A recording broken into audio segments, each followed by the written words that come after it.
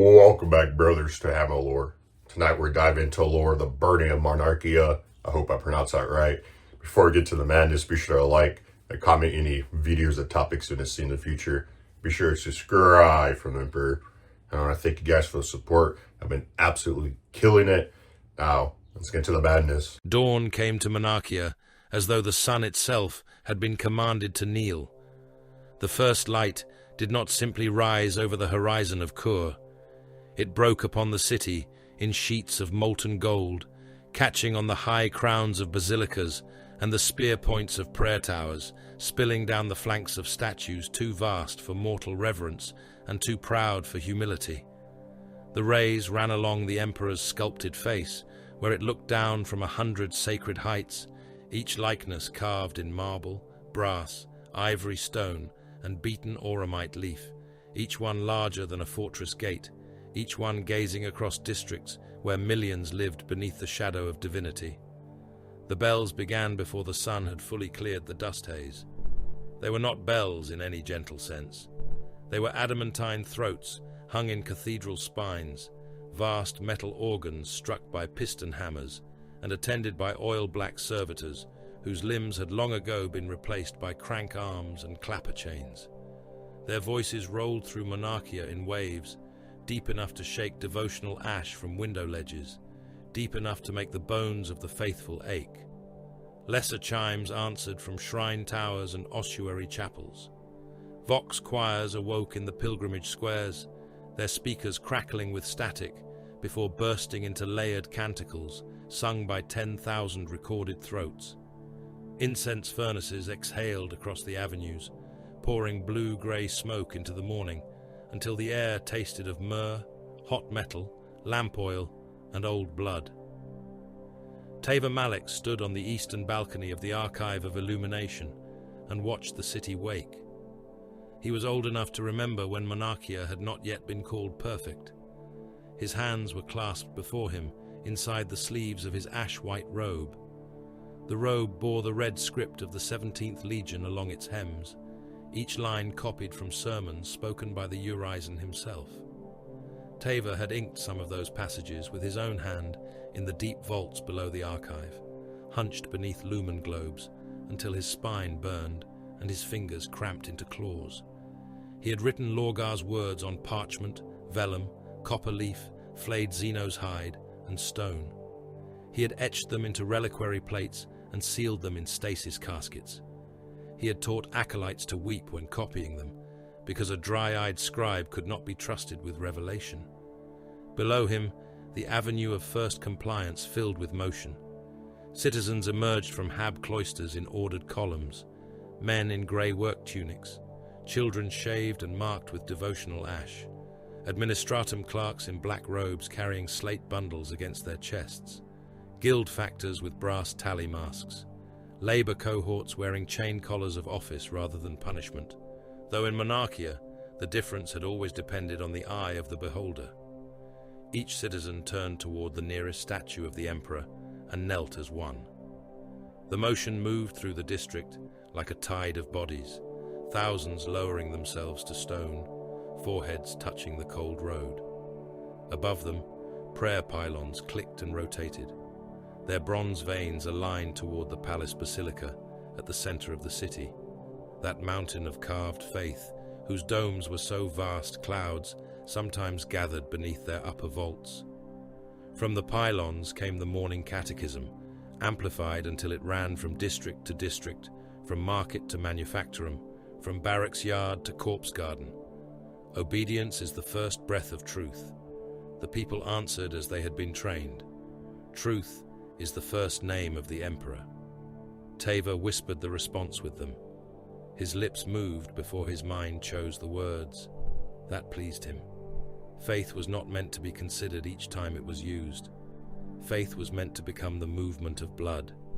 The city around him was a machine made of worship. Its avenues were processional arteries.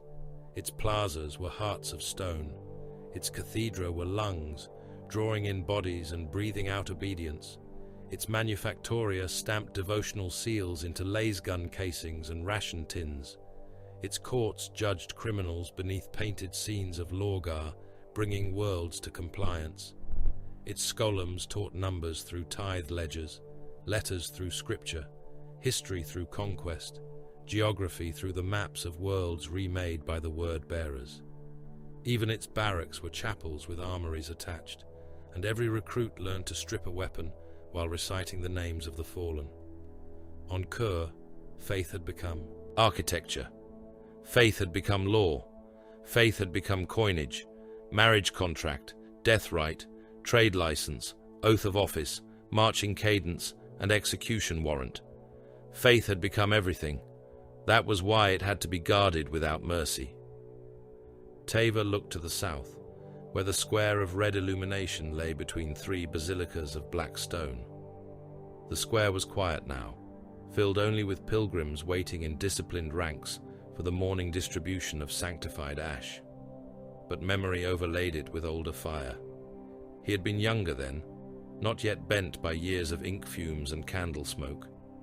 Kurr had still screamed in those days. Its warlords had hidden in bunker temples beneath the old cities, swearing by ancestral gods and dead kings. Its soldiers had fought from sewer lines and habstacks. Its nobles had sent children with bombs beneath their robes into the path of the legion. Teva remembered the answer of the word-bearers. He remembered crimson giants walking through gunfire as if through rain. He remembered a rebel prince dragged into the square by chains looped through the meat of his shoulders, his crown nailed through his palm so that he could not drop it. He remembered unbelievers bound to iron frames beneath banners of illumination, while iterators read aloud the charges against them: ignorance, defiance, blasphemy, refusal of compliance, refusal of truth. He remembered the flamers. The legionaries had not rushed the work. That was what stayed with him after so many decades. They had advanced in a solemn line, armor red as fresh arterial spray, black pauldrons catching the firelight, helms fashioned with severe, deathless eyes. Their weapons had hissed before they roared. Alchemical flame had washed over the condemned in white streams. Men had burst open as the heat found the water inside them. Robes became torches. Hair vanished. Faces split. Teeth popped in blackening mouths. Fat ran down the execution frames and burned in little guttering pools at the feet of the faithful. The screams had been terrible. The silence after had been worse. Then the word-bearers had ordered the square washed, and the first stones of the new basilica laid before the ashes cooled. Teva had loved them for that, not because they were kind. Kindness was a small virtue, fit for weak men and dying animals. He loved them because they were certain. He loved them because they took a world of lies and hammered it into shape. He loved them because when they killed in the service of revelation, and when they spared in expectation of obedience. A shadow passed over the avenue below. Every citizen dropped lower. Teva looked up. A stormbird crossed between two cathedral spires, its dark hull moving slow and massive through the incense haze. Its engines growled like chained beasts. Beneath it, banners snapped from the balconies and torch flames bent in the downdraft. The aircraft bore the burning book sigil of the 17th Legion. Not a combat deployment then, a ritual passage, a reminder. Even the sky over Monarchia belonged to Lorgar's sons. At the thought of the primarch, Teva pressed 2 fingers to the script tattooed beneath his left eye. Lorgar Aurelian. The name was not spoken lightly in Monarchia. Men lowered their voices around it, not from fear alone, but from awe. To the citizens of Kurr, Lorgar was not simply a gene-forged warlord, not merely one of the Emperor's 20 sons, not merely the primarch of the word-bearers. He was the golden voice that had made conquest holy. He had looked upon the Emperor and understood what lesser men could not bear to see. He had crossed the stars not as a butcher, though butcher he had been when truth demanded it, but as prophet and builder. Other legions broke worlds and moved on. The word-bearers remade them. Other legions counted compliance in banners taken, kings slain, fortresses seized. Lorgar counted souls turned toward illumination. That was why the absence of the horizon did not weaken the city's devotion. It sharpened it. The primarch had not walked the avenue of first compliance in many years, but his voice remained. It came from vox shrines at every hour. It was carved into lintels and law courts. It trembled in the throats of preachers. His face looked down beside the emperors in 1,000 chapels, always lower, always reverent, always beloved. Teva had once seen him, only once. A glimpse from a balcony during the consecration of the ninefold reliquary. Gold skin beneath a hood of white, eyes like coals banked behind sorrow. A voice that did not need amplification, yet moved through the square with greater force than artillery. Teva had wept until he tasted salt and blood. Men around him had clawed their own faces open in ecstasy. One pilgrim had bitten through his tongue, trying to hold back a scream of joy. The legion had allowed the wounded to be carried away, but the bloodstains had been preserved beneath glass. That was Monarchia. Even pain could become a relic. Behind Teva, the archive doors opened with a sigh of old pneumatics. Keeper Malex. The voice belonged to Iovian Drac, senior ledger priest of the third sermon vault. He was narrow, bald, and parchment-skinned, with augmetic lenses clicking over both eyes. A servo quill perched on his shoulder like a metal carrion bird. Teva did not turn at once. "The morning index is late," he said. "By 7 minutes, revered keeper." "Then it is not late. It is shameful." Drac bowed so deeply his lenses almost struck the floor. The delay came from the administratum annex. New tallies arrived during the night. At that, Teva turned. Drac held out a sealed data slate. Its wax bore not the sigil of the 17th Legion, but the bureaucratic stamp of the wider Crusade administration. Teva disliked it immediately. Imperial documents always looked too clean, too severe, too empty of reverence. Their authority came without incense. He broke the seal and read. The words were not many. They did not need to be. Compliance rates, expeditionary comparisons, tithe delay reports, fleet reassignment pressure, censure language softened by clerks who feared to write what their masters truly thought. Teva read it twice. "The tallies are lies," Drac said. Teva looked at him. The ledger priest swallowed. "Or misunderstandings, revered keeper. I meant no impiety." "The numbers are not lies," Teva said. "Numbers are servants. The hand that arranges them may lie, but numbers themselves are dumb beasts." "Then the hand is jealous." That was safer. Teva allowed it. The reports were not new in spirit, only in severity. The 17th Legion was slow. That was the accusation. Slow to conquer, slow to move, slow to abandon worlds once they were pacified. Slow because they raised temples where other legions raised garrisons. Slow because they taught. Slow because they burned out old faiths, root by root, rather than merely cutting down the visible branches. Slow because Lorgar loved mankind too much to leave it half-awakened. Jealousy. That was what the priesthood said. The wolves were praised for savagery, the iron warriors for siegecraft, the lunar wolves for victories counted in falling crowns, the ultramarines for order, always their cold empire of ledgers and polished war. Let them have their speed, let them have their tallies. A rushed compliance was a wound closed over infection. The word-bearers did not conquer worlds merely to paint them on a map. They conquered eternity. Still, Teva's mouth had gone dry. "Send the tallies to the Synod of Corrective Interpretation," he said. Drac bowed again. "And to the Legion?" "The Legion already knows what it must know." He spoke with confidence, because confidence was another form of service. Yet after Drac departed, Teva remained with the slate in his hand, watching the Imperial seal glimmer faintly in the dawn light. In the lower courts of the archive, old Legion veterans gathered on mornings such as this to speak to chosen scribes. Most were not full legionaries. True word-bearers were too rare, too holy, too vast in purpose to waste their hours entertaining mortal archivists. These veterans were attached menials, failed aspirants, oath-bound armsmen, scarred auxiliary commanders, whose bloodlines had served beneath crimson banners since the first pacification wars. A few had survived enough battlefields to speak with the authority of men already half dead. Tavor descended to them before the third bell. The hall of witness smelled of dust, sweat, and preservative oils. Its walls were lined with helms taken from conquered warlords and cracked masks from priest-kings who had denied the imperial truth until bolter fire opened their palaces. At the center of the hall, beneath a hanging illumination globe, an old armsman named Corvin Thaist spoke to a circle of young scribes. His left arm was augmetic from shoulder to fingertip. His right cheek was a crater of melted scar tissue. One eye had been replaced by a dark lens that whirred whenever his temper rose.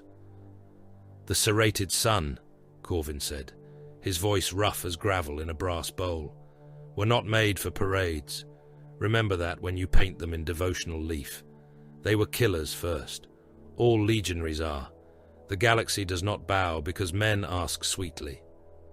One scribe lifted his stylus. "You saw Captain Argyll Tal?" "I saw him from the mud of Thestus IX," Corvin said. "That is close enough for a mortal man. He came down in a storm of ash with his brothers at his back.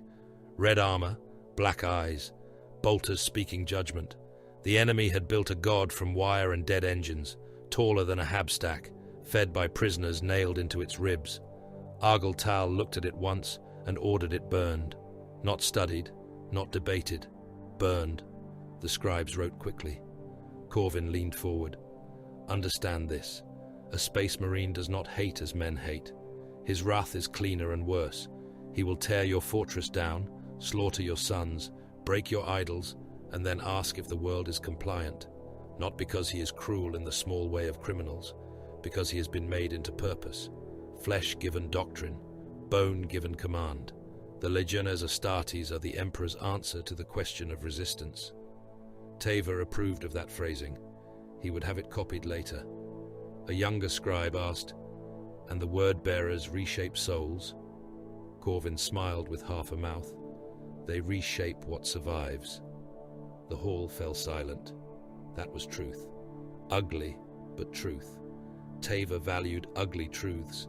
Beautiful lies were for worlds before compliance. The day moved through its ordained hours. Sermons were indexed, relic inventories checked, pilgrim disputes settled. 3 minor doctrinal errors were identified in a manufactorum chant cycle, and the responsible overseer was taken for correction. A shipment of tithe grain was blessed.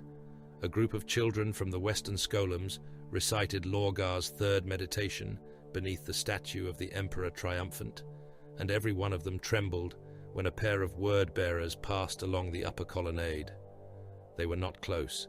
They did not look down. Still, thousands knelt. The legionaries were immense in crimson plate, their armor marked with script too small for mortal eyes to read at distance.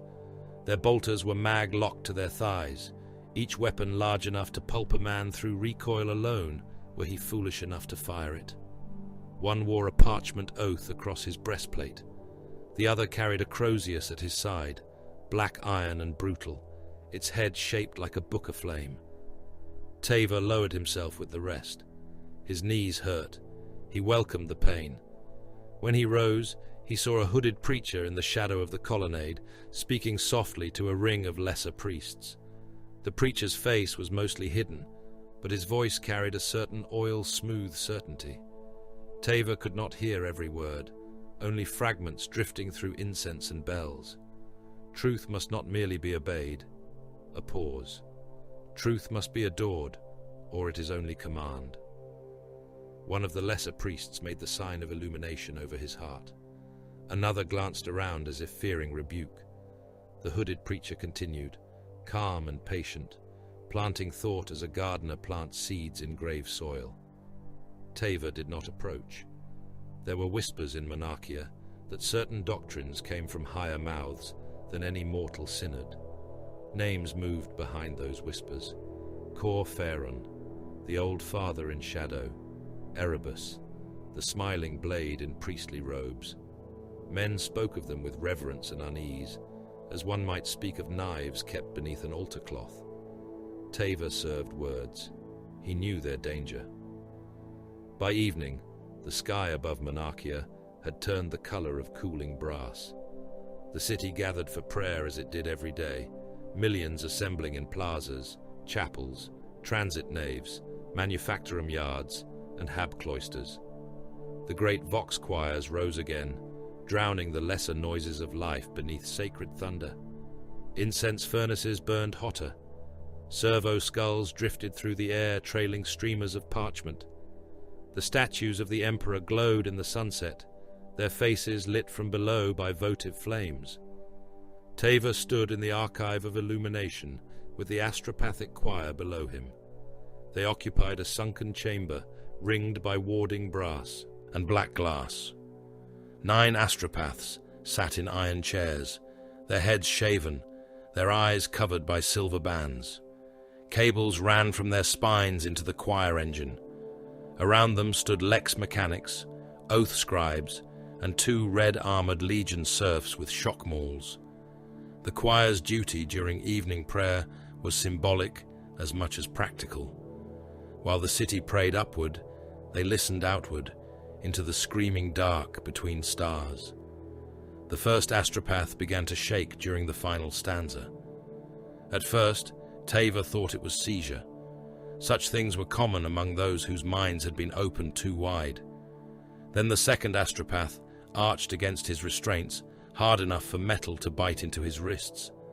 The third opened his mouth and vomited black blood across his chest. The choir engine screamed, not a machine alarm, a psychic shriek translated through brass, wire, and suffering flesh. Every lumen in the chamber burst at once. Glass cracked. Servo skulls spun madly into the walls. One lex mechanic dropped dead without a mark on him, blood threading from his nose in 2 neat lines. Teva staggered, clutching the rail. The astropaths screamed together. Their voices were not voices anymore. They were torn doors. They were wounds in the air. Through them came cold, not the cold of night or void exposure, but the cold of judgment, immaculate and merciless. Teva saw blue fire without seeing it. He felt a blade of reason laid against the throat of faith. He smelled ash that had not yet been made. One of the astropaths tore free of his restraints. His arms broke as he did it, bones snapping under the skin, but he did not seem to feel them. He stood, blindfold soaked red, and turned his ruined face toward the western heavens. When he spoke, the vox choirs across Monarchia faltered. The words entered every skull in the chamber. The sons of Ultramar are coming. Then the astropath's head burst. Wet fragments struck the warding glass. The remaining choir collapsed in their chairs, screaming or dead or trapped somewhere between. Teva fell to his knees, not in worship this time, but because his legs had ceased to obey him.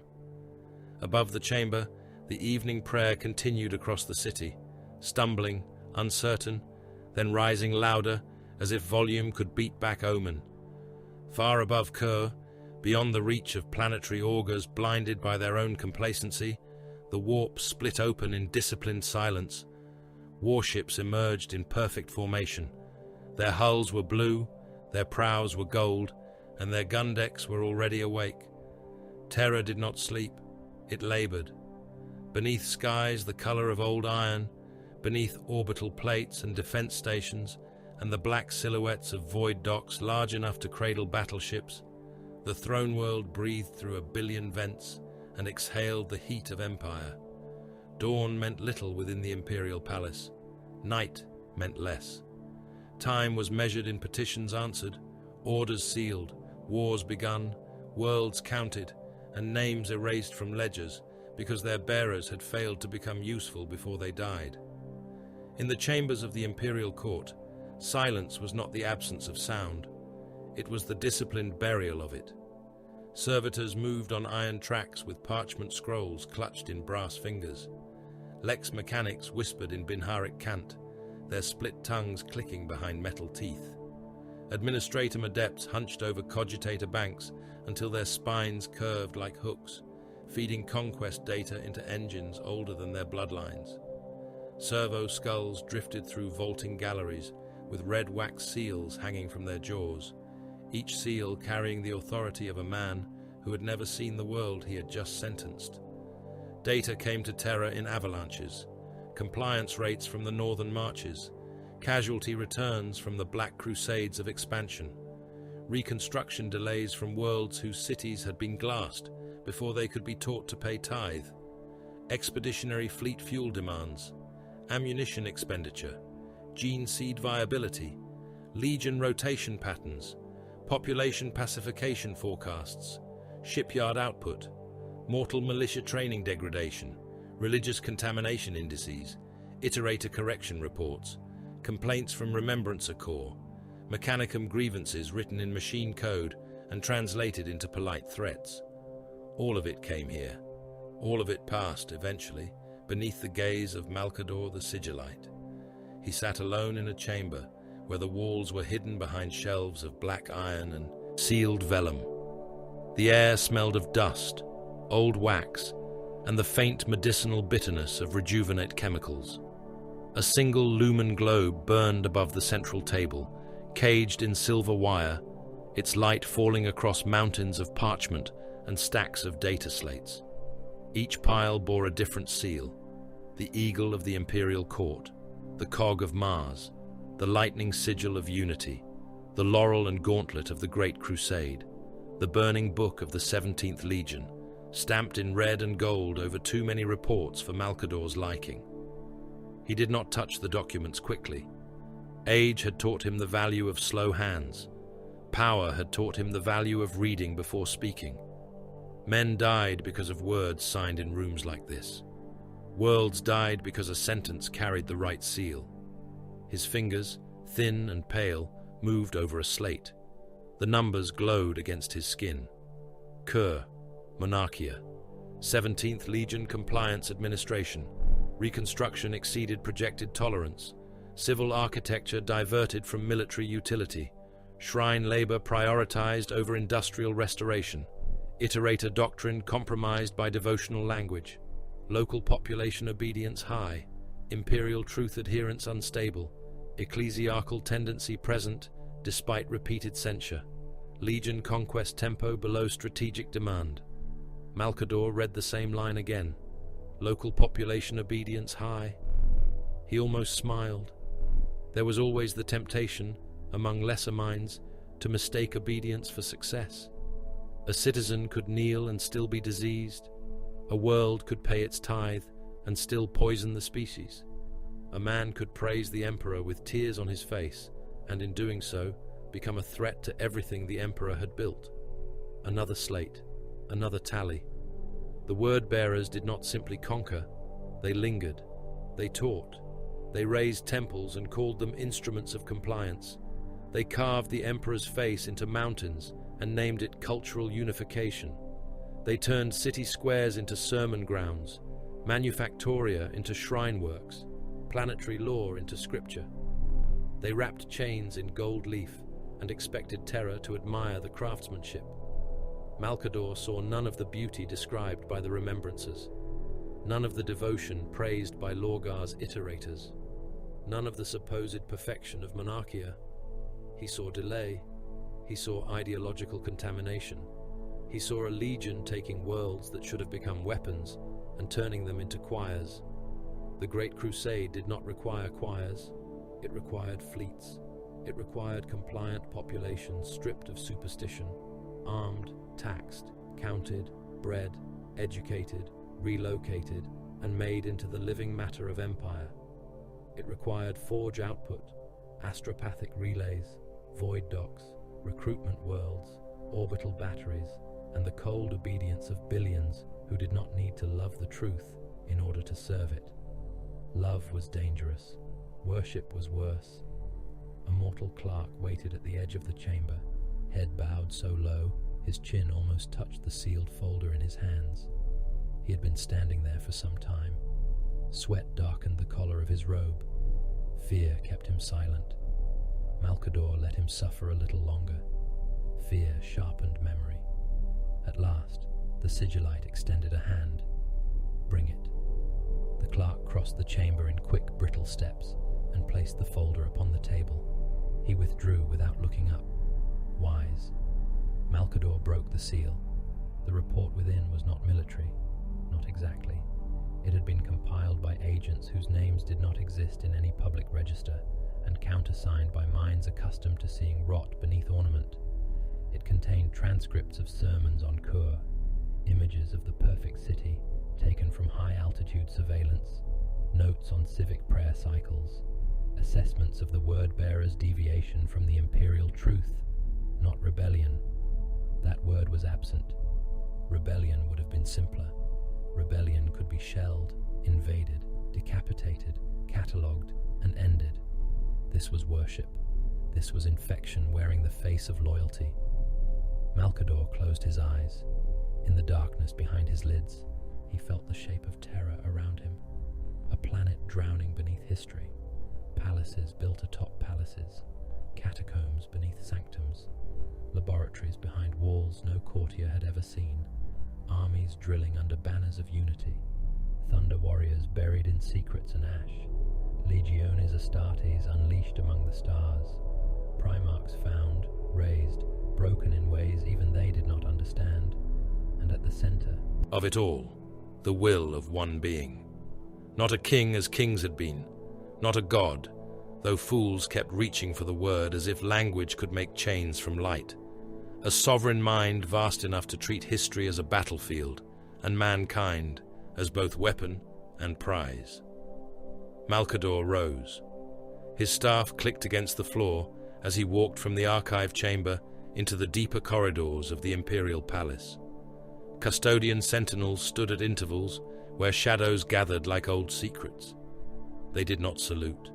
They did not need to. Their auramite armor drank the low light and returned it as a muted glow. Guardian spears rested in their hands with the ease of tools long mastered. They watched him pass with helms shaped like judgment.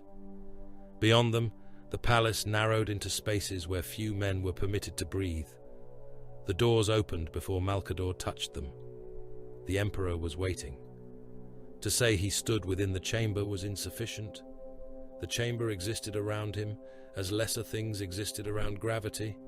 He wore no crown. He required none.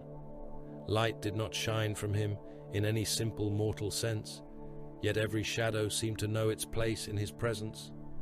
He looked at the hololithic array suspended above the black stone floor, where 1,000 worlds turned in cold blue light. Kurr glowed among them. Malcador stopped at the threshold and bowed his head. "My lord." The Emperor did not turn at once.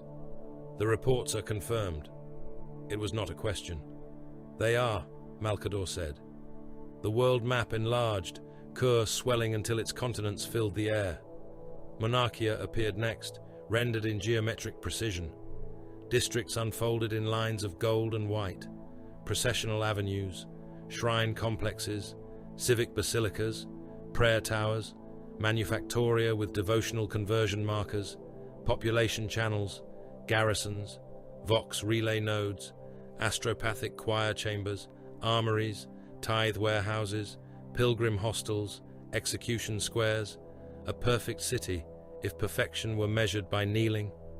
The Emperor studied it without anger. That was the worst of him, Malcador thought, not for the first time. His displeasure was never most terrible when it burned. Fire could be understood. Rage could be weathered. The Emperor's coldness was something else. It was the clarity of a blade deciding where flesh must part. It was mathematics applied to souls. The 17th Legion understands conquest as devotion, Malcador said. They confuse reverence with unity. They believe compliance incomplete until the conquered adore the hand that broke them. They have been warned. They have. Lorgar has been warned. Yes. The Emperor's gaze remained upon Monarchia. The silence lengthened. Malcador knew better than to fill it with needless counsel. There were men in the court who believed the Sigillite guided the master of mankind as a priest guided a king. They were idiots. Malcador advised. He shaped consequence. He prepared the knives required by policy. But this will, this ancient and terrible will, did not need to be convinced of the destination, only the road. The Emperor spoke at last. The imperial truth is not a philosophy for discussion. It is a weapon. Malcador inclined his head. A crude weapon in many hands, the Emperor continued. A necessary one. Superstition feeds what must be starved. Worship opens doors mankind cannot afford to see. Faith is not harmless because it kneels before a human face. Especially if the face is yours, Malcador said quietly. At that, the Emperor looked at him. For a moment, the chamber felt smaller. Malcador had known warlords who would have killed a man for less. He had known tyrants who called disagreement treason because their egos were too small to survive contact with truth. The Emperor was not such a creature. That did not make him gentle. It made him more dangerous. The species must outgrow the need to crawl, the Emperor said. Lorgar teaches it to crawl beautifully. The hololith shifted. Lines of conquest extended from word-bearer expeditionary fleets, each line slower than projected. Beside them appeared the advance rates of other legions. The 13th spread like a disciplined empire of arrows. The 16th surged in spear thrusts. The 4th cut hard siege corridors through resistant sectors. The 17th bloomed slowly, each conquered world wrapped in devotional reconstruction. Malcador watched the comparison unfold. Guilliman, he said. The Emperor gave a faint nod. His obedience is reliable, Malcador continued. His legion is large, disciplined, and politically defensible. If another brother were chosen, this would smell of rivalry. If Russ were sent, it would become punishment without lesson. If Perturabo were sent, there would be nothing left to kneel in. Guilliman will do what is ordered, and hate the necessity in private. He will do it well. Yes, Malcador said. That is what makes him useful. The summons had already been sent. Robut Guilliman arrived before the next Terran dawn, though dawn was only a courtesy term within the palace depths. His Stormbird descended through layered airspace permission, past defense grids that could have unmade fleets, through atmosphere thick with engine smoke and prayerless industry. When he entered the inner court, the men stationed there became still in the manner of mortals seeing one of the Emperor's sons too closely. He came in blue and gold warplate, not parade armor, but the practical splendor of a primarch at war. His presence was not radiant like Lorgar's was said to be, nor savage like Russ, nor theatrical like Fulgrim. Guilliman felt like a fortress that had learned to walk. Every movement was controlled, every glance measured. His face carried the severe beauty of gene-wrought perfection, but there was little softness in it. His eyes took in doorways, guards, distances, weapon angles, heraldry, damage, hierarchy. He read rooms as other men read script. Malcador waited beside the Emperor beneath the turning hololith of Kurr. Guilliman knelt. "Father, rise." He did. His gaze moved to the projection. Recognition came quickly.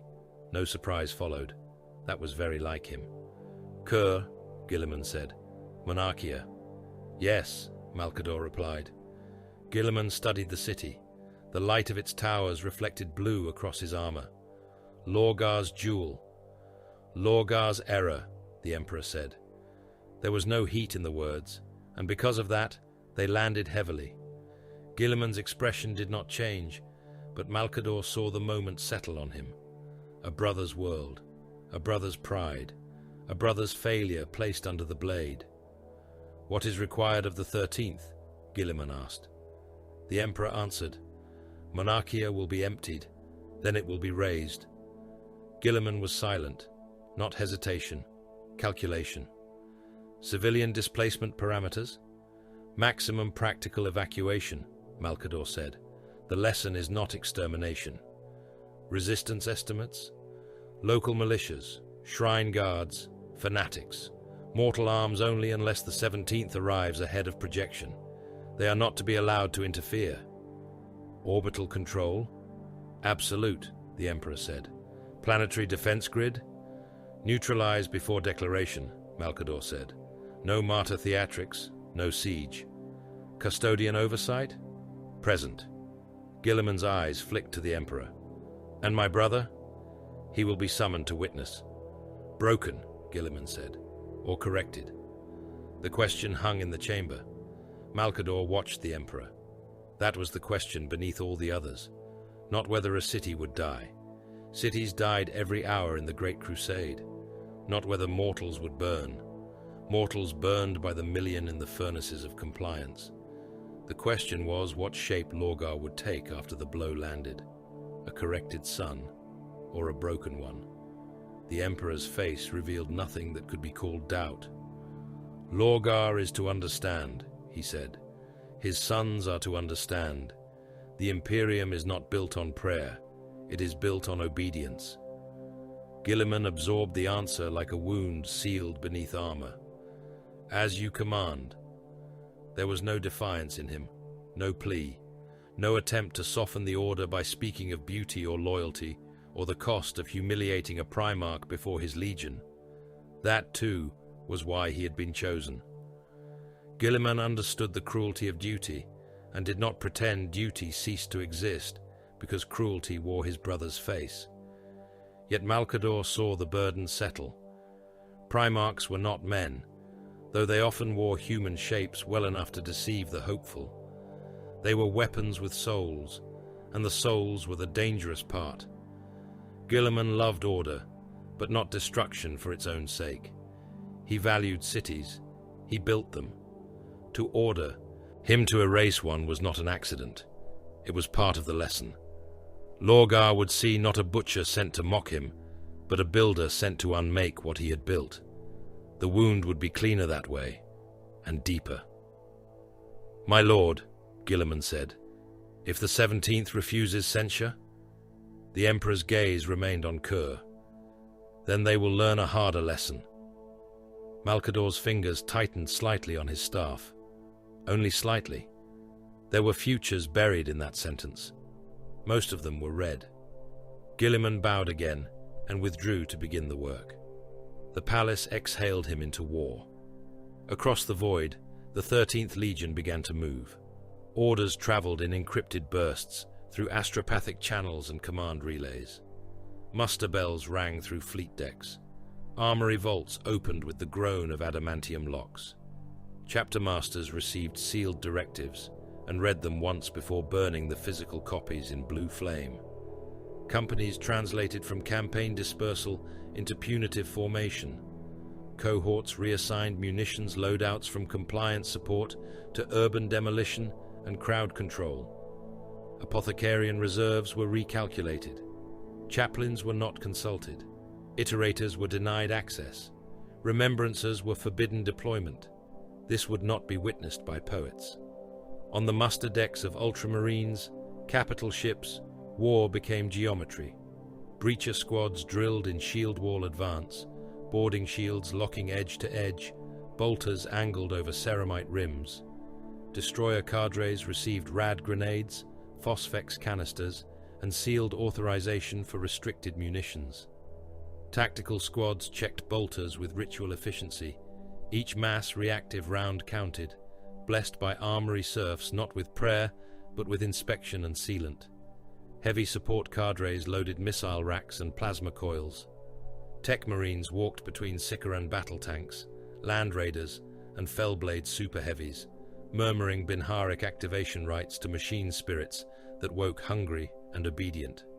Stormbirds sat in launch cradles with their assault ramps open like iron jaws.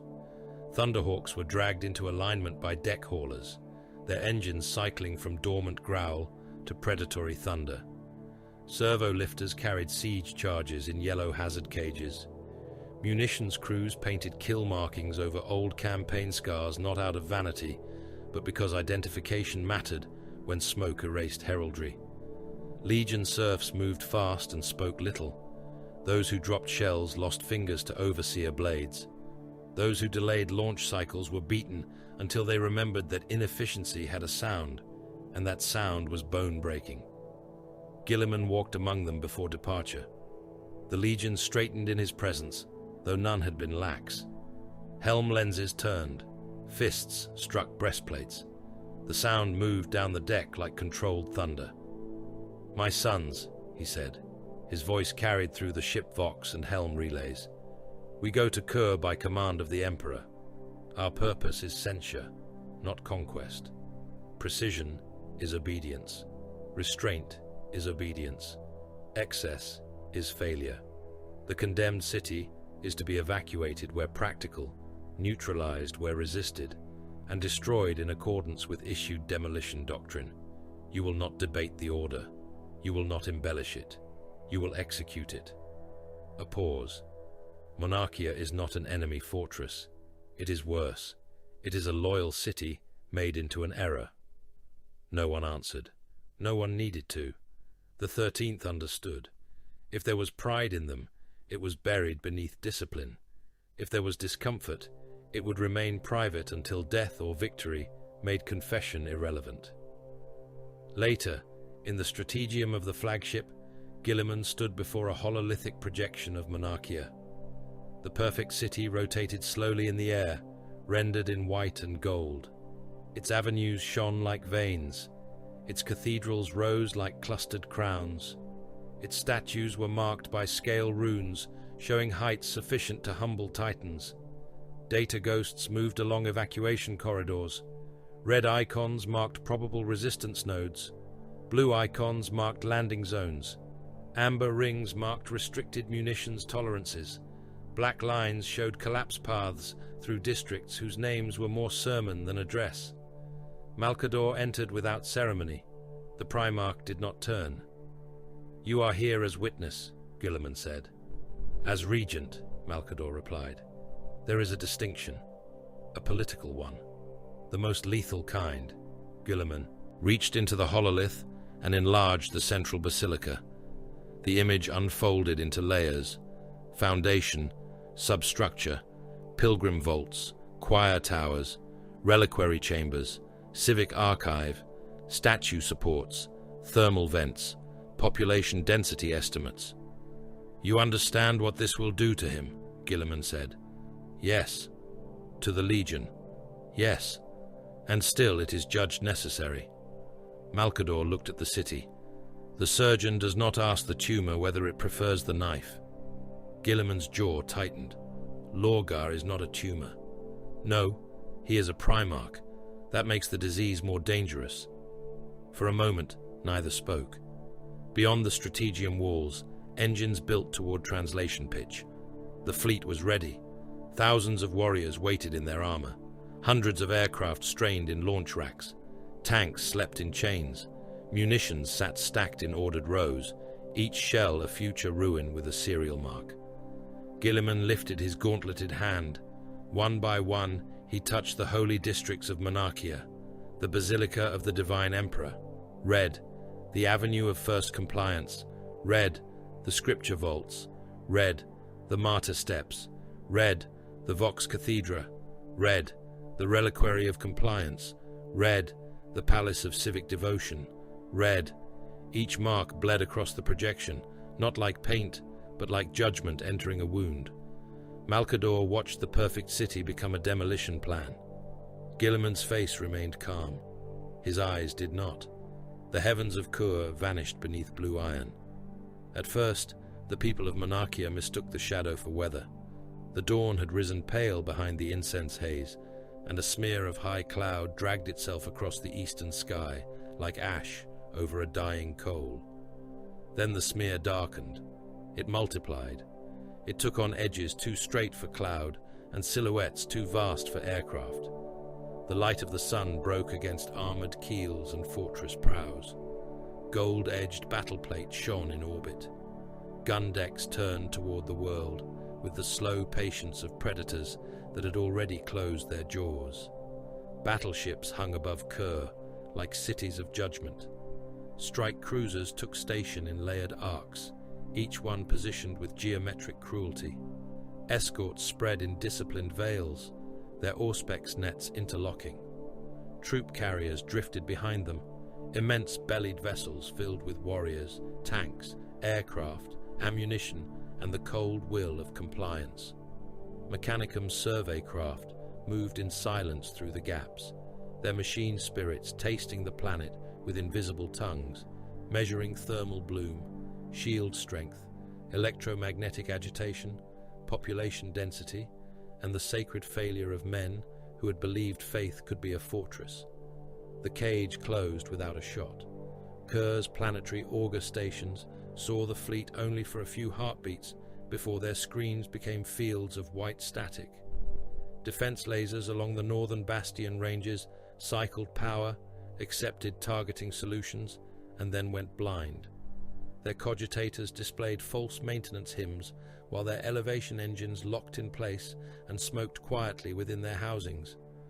Command spires across the capital continent received sealed messages from one another that none of them had sent. Doors opened. Vox nets drowned under layered authentication codes, bearing imperial authority so absolute that local machine spirits chose submission over loyalty. In the bastion beneath the Palace of Civic Devotion, Kurr's senior defense prefect stood before a hololithic map that died piece by piece. "Restore the orbital picture," he said. No one answered him with confidence.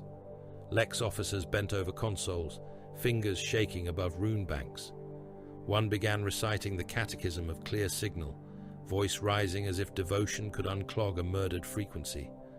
Another tore a data cable free and tried to reroute through a secondary relay. The relay answered in High Gothic with an Ultramarian command cipher and sealed itself against further input. The prefect looked to the weapons master. "Fire the western lances." The weapons master was a broad man with a surgical scar running from ear to jaw, veteran of 3 compliance actions and loyal to the bone. He punched the order himself. Nothing happened. The great defense lasers of Kurr remained fixed upon empty sky. Then the internal blast doors opened behind them. The men in the command spire turned. They saw blue armor, not many. They had expected invasion to mean armies. Alarms, thunder, breach charges, screams. What entered the command chamber was a squad of ultramarines moving at walking pace. Their bolters were raised. Their helm lenses glowed red. Their armor was marked with white tactical arrows and campaign scars polished but not hidden. They came in without haste, without shouted threat, without theatrical wrath. The prefect reached for his sidearm. The first bolt shell struck him in the chest, detonated inside his ribs, and blew his back across the strategium table in a wet fan of bone, meat, and shredded uniform. His pistol clattered to the floor with his severed fingers still tightening around the grip. The weapons master died next, half his head bursting against the command dais. The Lex officer reciting prayer took a round through the throat. The shell exploded low and emptied him down the front of his robes, steaming organs slapping against the console before his body realized it was dead. "Command node secured," said the ultramarine sergeant over the Vox. He stepped past the corpses, boots grinding through blood and broken teeth. "Transmit the declaration." Across Monarchia, every bell stopped. The silence that followed was so sudden that men looked upward as though the sky had been torn open. Then the Vox towers spoke with a voice that was not of Kurr. It came from the prayer pylons, from shrine speakers, from market heralds, from civic announcement horns, from servo skulls drifting over Hab avenues, from aircraft circling above the city, from every sanctioned frequency, and many that no citizen had known existed. It was a legion voice, filtered through warplate and command authority, stripped of warmth, stripped of sermon, stripped of all interest in whether it was loved. Citizens of Monarchia, by command of the Emperor of mankind and under authority of the Imperial Court, this city is condemned. Evacuation begins immediately. Proceed to the marked corridors. Abandon dwellings, shrines, relics, archives, and all non-essential possessions. Failure to comply will be treated as obstruction. Armed resistance will be answered with lethal force. Monarchia is condemned. Evacuation begins immediately. The message repeated. It did not plead. It did not explain. It did not mourn. Tava Malex heard it from the high western loggia of the Archive of Illumination, where he had been supervising the sealing of sermon cases after the astropathic deaths. The words entered the chamber through 6 bronze vox mouths shaped like cherubim. Their sculpted lips trembled as they spoke the sentence that could not be true. This city is condemned. A junior archivist laughed once. It was a small, broken sound, and when no one joined him, he covered his mouth with both hands. Drac the ledger priest dropped to his knees. No. Tava turned toward the balcony. The avenue below had become a wound in motion. Citizens who had knelt for morning prayer now rose unevenly, some too stunned to move, others already running. Pilgrims remained face down on the stones, refusing to lift their heads. Guild cohorts stood in their ordered files until the files buckled from behind. Administrators clutched document cases and shouted for clarification no one would give them. Shrine wardens attempted to form cordons around relic processions. Old men beat their brows bloody against the paving, wailing that the emperor would not burn the city raised in his name. Tava wanted to believe them. He could not. Above the avenue, thunderhawks descended through the incense smoke like iron angels without mercy. Their engines battered banners flat against the walls. Their hulls were blue and severe, their noses painted with the sigils of the 13th Legion. As they came lower, the downdraft tore prayer strips from pylons and sent them spiraling through the air like dead birds. Children screamed, men covered their ears. A pilgrim standard bearing Lorgar's face snapped in half and vanished beneath the feet of the crowd. The first Thunderhawk landed in the square of red illumination. Its assault ramp slammed down hard enough to crack the marble. Ultramarines emerged. Tava had seen word-bearers all his life. He had watched crimson giants stride through smoke with scripture streaming from their armor. He had grown accustomed, if such a word could be used, to transhuman scale. But these warriors were different. They carried no sanctity that Monarchia understood, no incense, no chanting, no parchment fluttering from their pauldrons, no burning book. Their brutality was cleaner than devotion and colder than hatred.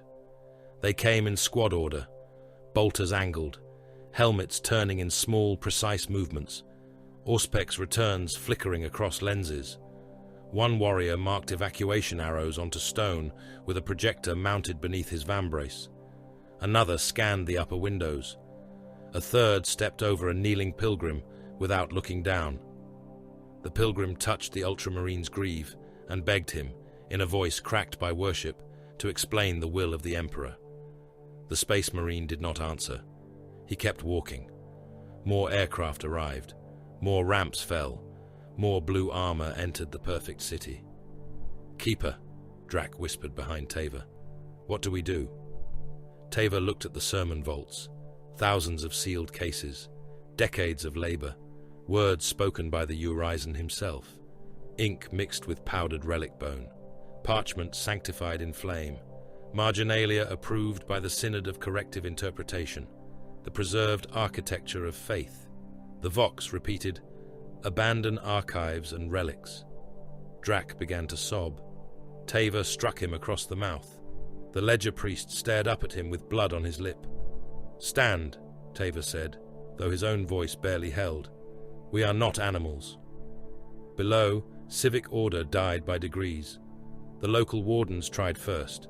They wore lacquered black armor and carried shock staves, ceremonial autoguns, and authority granted by Lorgar's city. They pushed into the avenue, shouting for citizens to form evacuation lines according to district and guild. For several minutes, habit held. Men obeyed because obedience was bred into them. Lines began to form beneath the screaming Vox. Red-robed clerks unrolled census scrolls and tried to account for families by hab block. Temple porters attempted to move reliquary carts through the crush. Then a thunderhawk passed low enough to shatter the stained glass of the chapel of the Ninth Wound. The crowd broke. Processional order became stampede. Men fell and were not seen again. Children vanished under boots. A shrine cart overturned, spilling finger bones and silver reliquaries across the stones. Pilgrims clawed at one another for space. Wardens lashed them with shock staves until ultramarines advanced through the crush and shoved the wardens aside as if their authority were furniture in the wrong corridor. "Evacuation route west," said an ultramarine through his helm speaker. "Move!" A warden captain stood before him, helmet under one arm, face livid with disbelief. "This district answers to the Synod. I require confirmation under civic seal." The ultramarine looked at him. The captain stepped back without understanding why. "You have confirmation," the space marine said. "Move." The captain did, not because he was convinced, because his body, older and wiser than his pride, understood it had been addressed by something made to end resistance.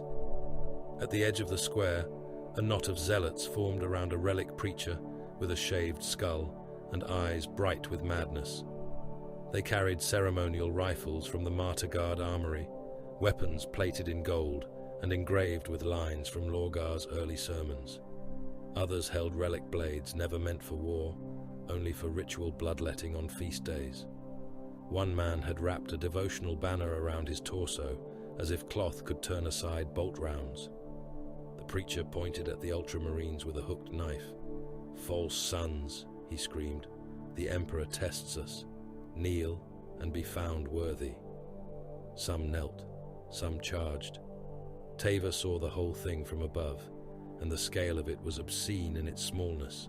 Perhaps 40 men rushing 5 space marines, faith against transhuman doctrine, gold rifles against ceramite, screaming throats against bolters.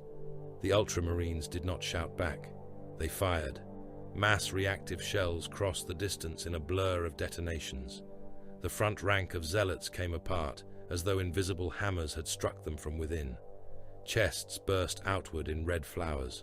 Arms spun away, trailing banners of blood. A head vanished above the jaw, leaving the tongue still moving for a heartbeat before the body folded. A man with a relic blade reached striking distance only because the warrior before him had already selected another target. The ultramarine pivoted and drove one armored fist into the zealot's sternum. The man's back exploded. His blade rang against the stones, clean and useless. The squad stepped over the bodies while the dying tried to hold their own insides in. One space marine paused long enough to put a bolt through the skull of a man crawling toward a dropped rifle. The shot painted the base of a saint statue with brain matter and bone flecks. Then the ultramarine turned away and marked the statue's foundation with a red demolition rune. That was the cruelty of them, Teva realized. Not rage, not joy, not even contempt. Efficiency. They killed as clerks signed decrees. They killed as builders measured stone. They killed without granting the dead the dignity of being hated. They did not posture over the corpses. They did not offer second warnings to men who had already refused the first. They did not break formation to punish the wounded. They killed precisely, stepped through the steam of opened bodies, and continued turning holy places into targets. The evacuation orders grew louder. Servo skulls drifted over the avenues with blue guidelights burning beneath them. Proceed west, keep moving, abandon all relics, abandon all texts, carry only water, ration allotments, and identification seals. Armed obstruction will be terminated. One servo skull dipped too low and was seized by a screaming pilgrim. He tried to pull it down, sobbing that it was blaspheming through the mouth of the Emperor's city. The skull's anti-tamper charge blew his hands off at the wrists. He fell shrieking, pumping blood over the white stones, while the servo skull righted itself and continued its announcement. Teva left the balcony at last. He descended with Drac and the surviving archivists into the Hall of Witness, where scribes were already loading sermon cases onto grav sleds. They worked in frantic silence. The Vox had ordered abandonment. No one in the archive obeyed. Not yet. Some sins were too large to commit quickly. A young scribe looked at him, eyes swollen. "Keeper, where do we take them?" Teva opened his mouth. No answer came. Where did one take the words of a primarch when the emperor's own authority declared them refuse? What vault could protect scripture from the imperium that had birthed it? What sanctuary existed when the angels of obedience walked the streets with demolition runes? The archive doors shook. Every scribe froze. Again, the impact came. Not the crude battering of a mob, a measured strike, controlled, final. The doors opened inward under the pressure of an ultramarine breaching team. They did not blast them apart. They cut the locks, overrode the seals, and entered through the smoke with bolters raised. Their sergeant bore a red crest and a white laurel painted on one knee. His armor was immaculate, despite the blood mist drying across his greaves. "All personnel evacuate," he said. Teva stepped forward, before fear could master him fully. "These are sanctioned archives of the 17th Legion," he said. "They contain the words of Lorgar Aurelian, son of the Emperor. They cannot be abandoned to disorder." The sergeant's helm turned toward him. For a moment, Tava saw himself reflected in red lenses. Old, robed, ink-stained, small. "The archives are condemned with the city," the ultramarine said. "They are holy. They are condemned." Drac made a wounded sound. The sergeant gestured to two of his warriors. They advanced to the nearest grav sled and fixed red markers to the sermon cases. Teva reached out, not to stop them, because he was not insane, but in involuntary horror. A bolter muzzle centered on his chest. "Do not obstruct." Teva withdrew his hand. The words tasted like blood when he spoke them. "By whose authority?" The sergeant did not answer him. The chamber's far doors opened, and golden light entered the archive. At first, Teva thought it was flame. Then the shapes resolved. Custodians. 3 of them walked into the Hall of Witness, as if they had stepped from the oldest dream of empire. Auramite armor, red plumes, guardian spears held with terrible ease. Their helms were expressionless, their movements smoother than even the space marines around them. They were taller than the ultramarines, not by much, but enough. More than height separated them. The Astartes were weapons. These were something else. Not soldiers, not priests, not kings. The Emperor's silence, given limbs. The ultramarines inclined their heads by the smallest degree. The custodians gave no response that Teva could see. One of them looked across the hall, and though his face was hidden, Teva felt seen in a way that stripped him of office, faith, age, and name. The custodian did not threaten. He did not need to. His presence made threat seem like a lesser language. The ultramarine sergeant spoke again. "Evacuate." This time Teva obeyed. They left the archive without the sermons. Outside, Monarchia had become a storm of bodies. Thunderhawks moved overhead. Blue armor advanced through incense and panic. Wardens shouted until their voices broke. Priests argued with legionaries and were ignored unless they blocked the road. The air smelled of engine wash, trampled flowers, hot stone, blood, and terror.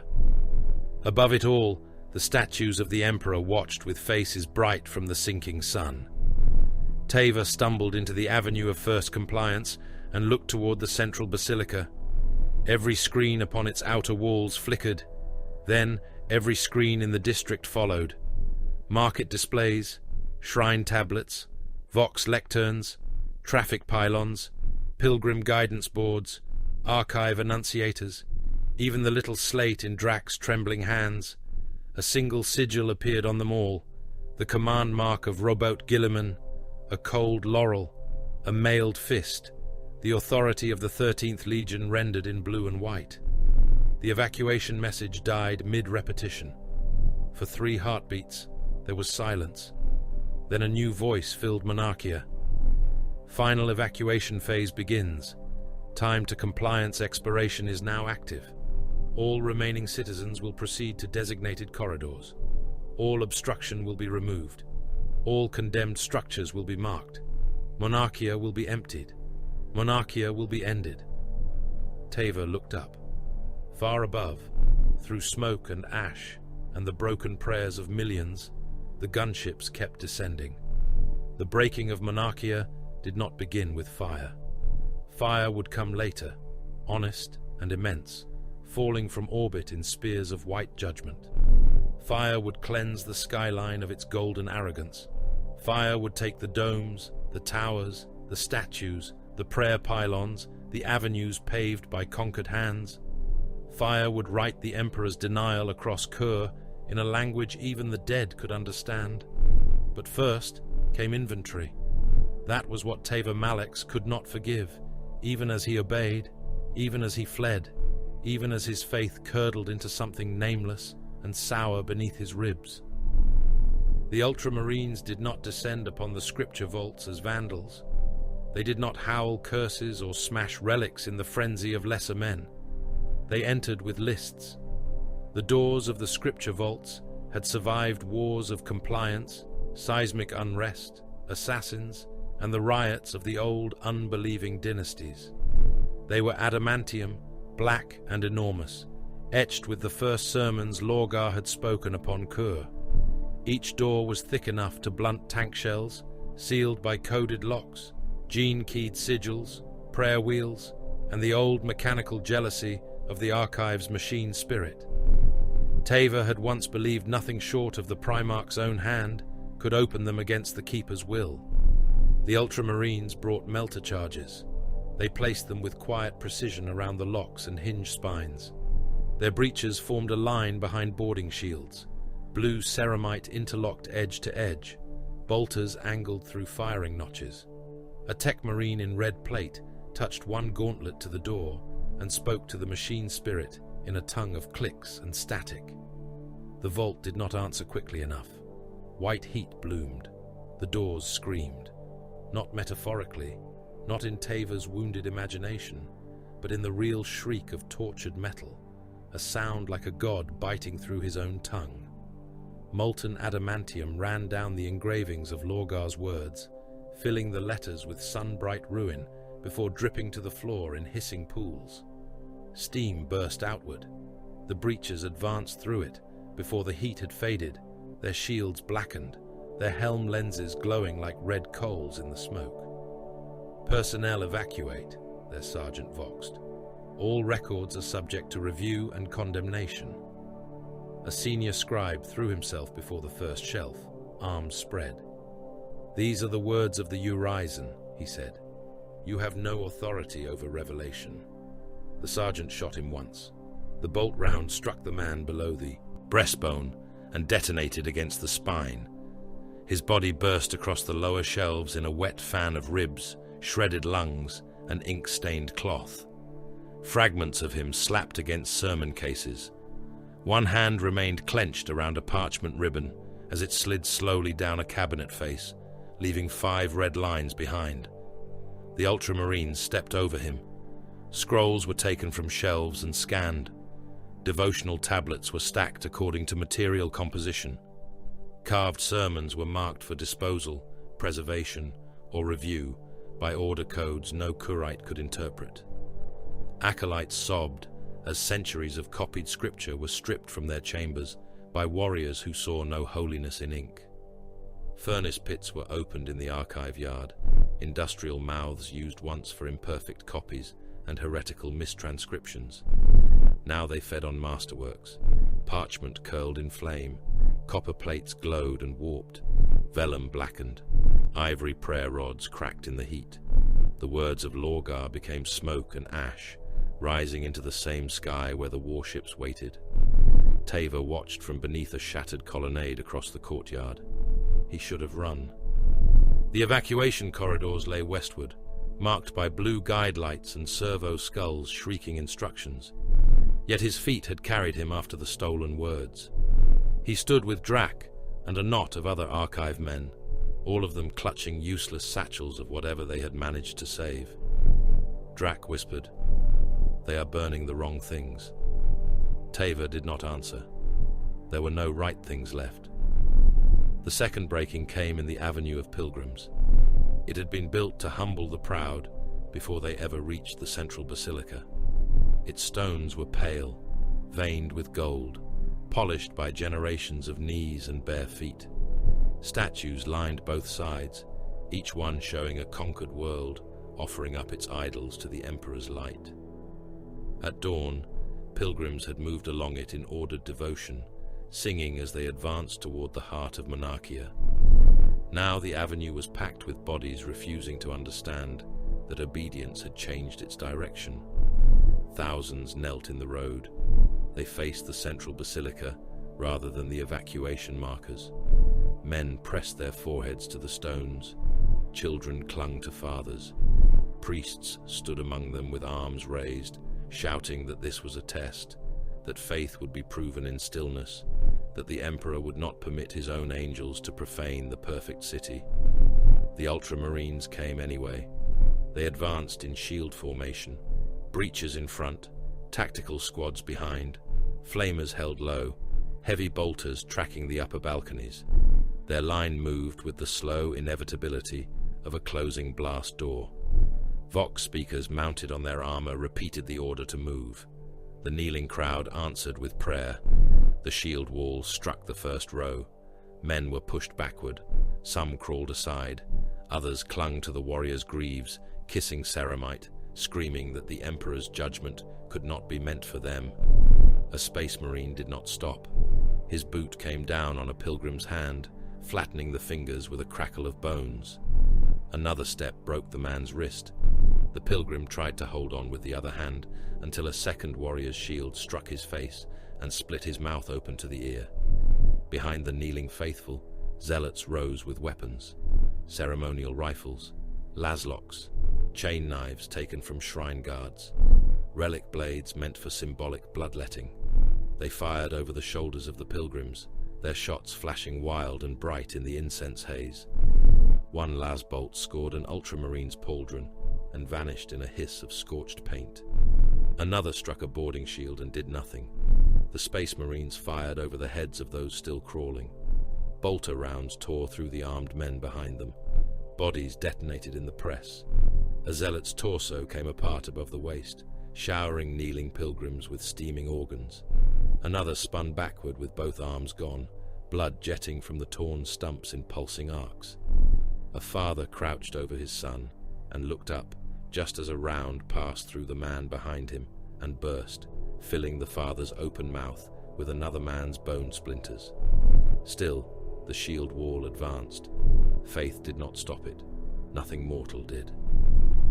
The third breaking happened within the reliquary of compliance, though by then Teva had lost track in the crowds and gained instead a bleeding limp, a torn robe, and the stink of someone else's opened belly drying across his sleeves. The reliquary had been Monarchia's memory of conquest. Its halls were vast, pillared, and cold. Alien skulls hung in chains from the ceiling, lacquered and labelled. Broken banners from resistant armies lay sealed beneath glass.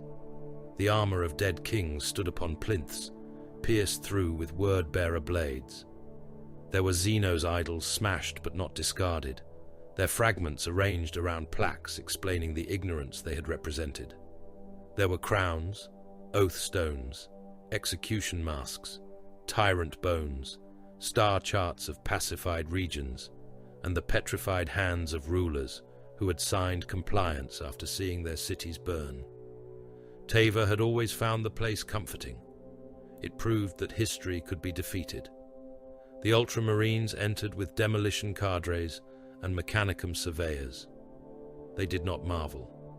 They did not pause before the skull of the nine-eyed prophet beast of Sarak or the black glass throne of the 17 tyrants. They tagged the trophies for destruction, data capture, or removal to sealed imperial custody. A relic weapon from a dead Xenos empire was cut apart under a plasma torch. The bones of conquered kings were emptied from their reliquaries into grey crates marked for mass disposal. Banners taken by word-bearer hands were fed into shredders whose teeth choked briefly on golden thread before grinding on. A priest of the reliquary attacked the nearest ultramarine with a hooked sacrificial axe. The blade struck the warrior's gorget and snapped. The ultramarine caught the priest by the skull and drove him face first into the edge of a display plinth. Once, twice. The third impact caved the man's face inward, teeth scattered across the black glass. The fourth burst his head open like fruit beneath a tank tread. The Space Marine released the corpse and turned back to the destruction of trophies without a word.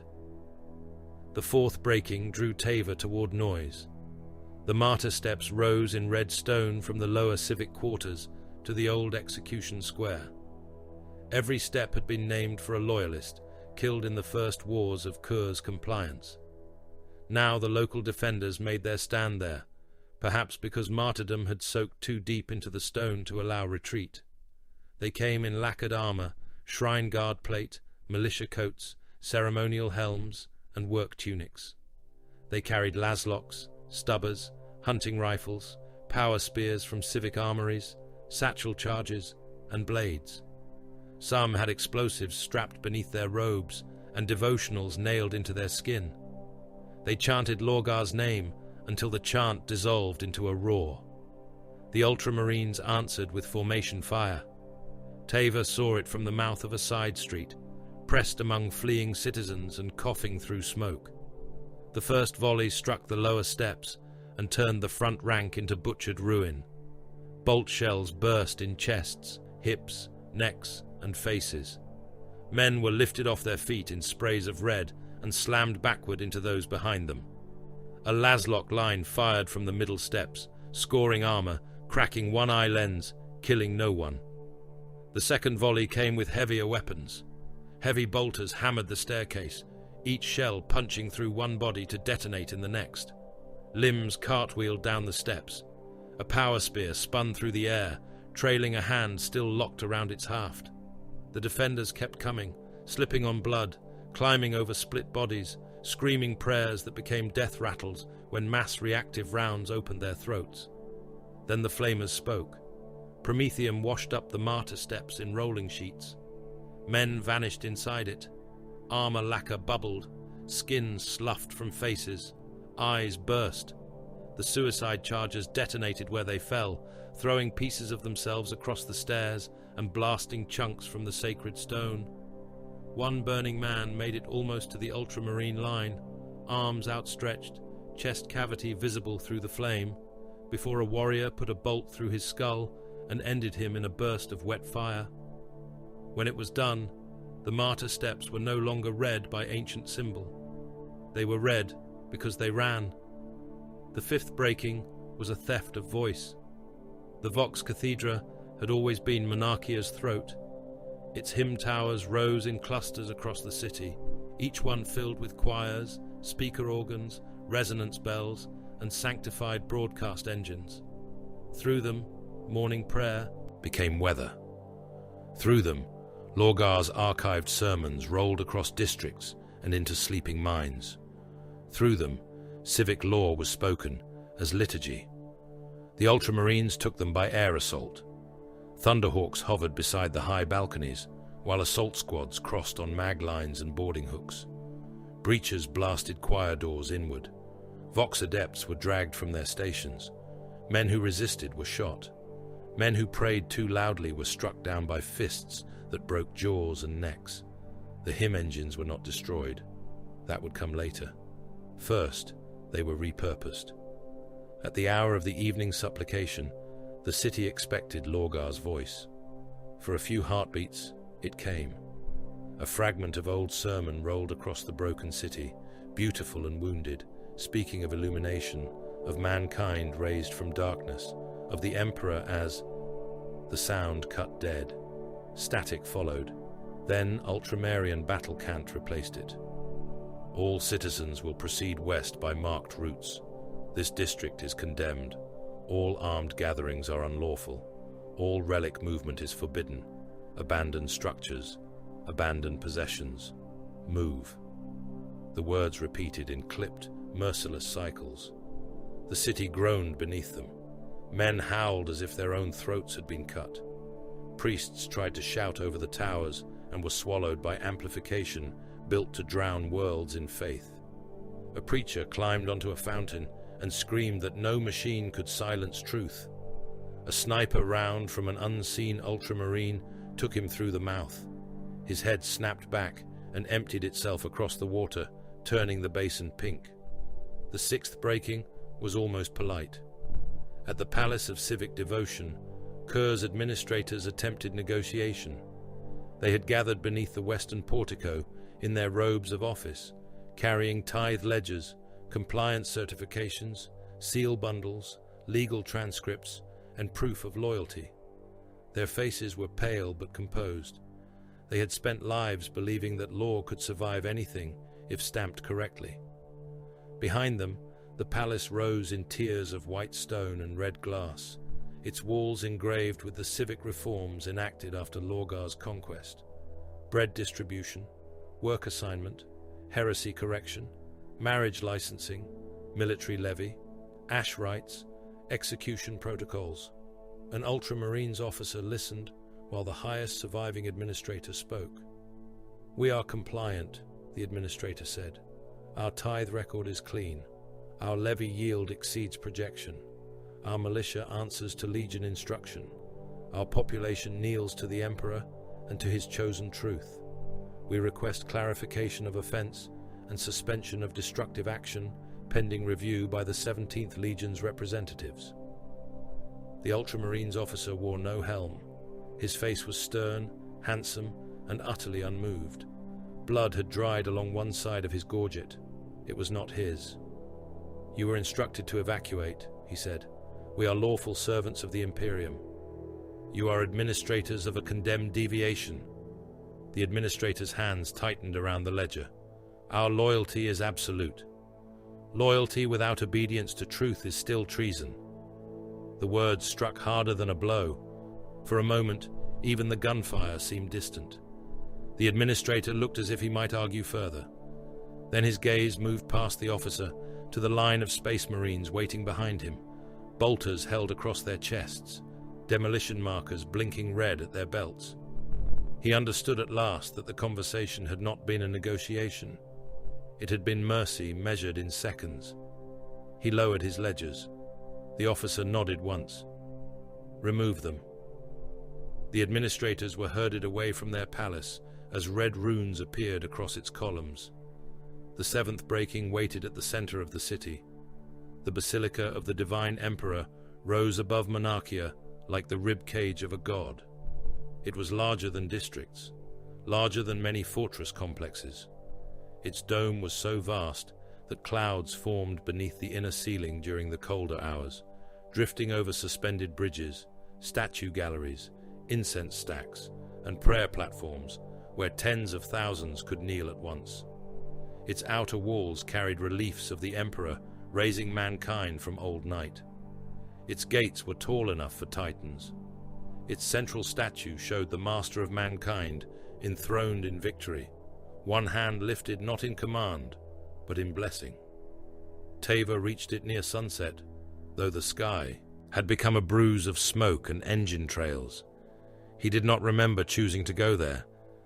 The plaza before the basilica was packed with petitioners who had refused evacuation. Some were wounded, some carried relics, some simply stared up at the dome with the dead calm of men whose world had narrowed to one final certainty. Ultramarines moved among them, issuing orders, dragging away those who could still walk, shooting those who raised weapons. Above the basilica, Mechanicum auger drones circled like carrion insects. Red targeting light crawled over the dome's surface. Teva saw the lance mark appear, not painted, not projected for warning. It existed on Auspex slates, command feeds, orbital calculations, and the eyes of warriors who had already accepted what was about to happen. The Basilica of the Divine Emperor had been selected for orbital strike. A petitioner beside Tavor began laughing. "The Emperor will not strike his own house," the man said. Then he said it again. Then again. Tavor looked at the Ultramarines in the plaza and knew they believed otherwise.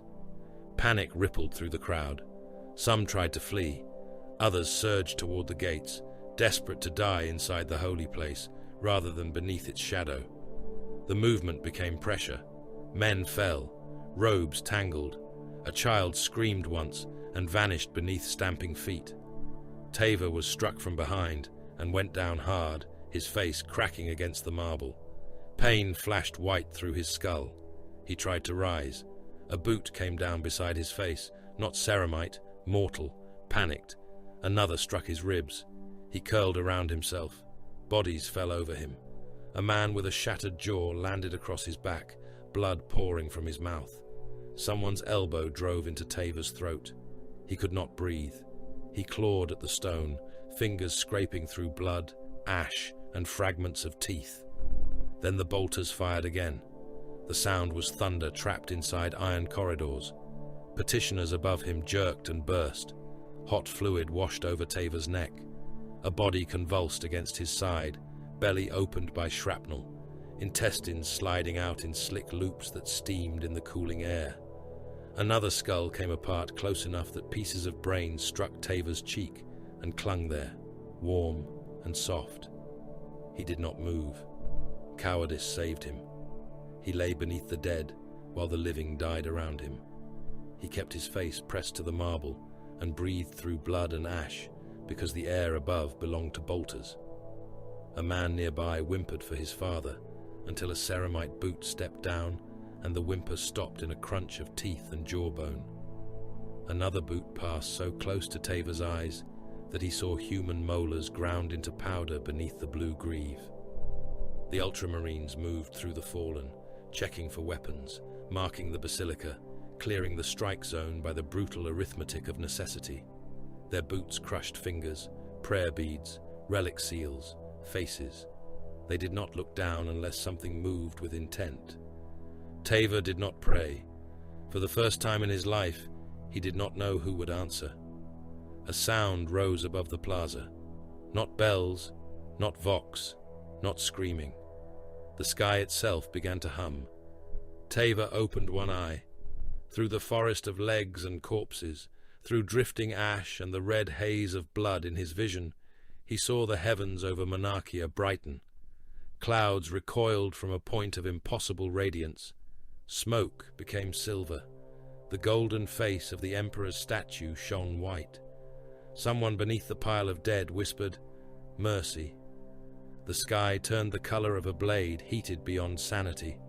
The first lance strike descended. The lance came down, and Monarchia learned the color of imperial mercy.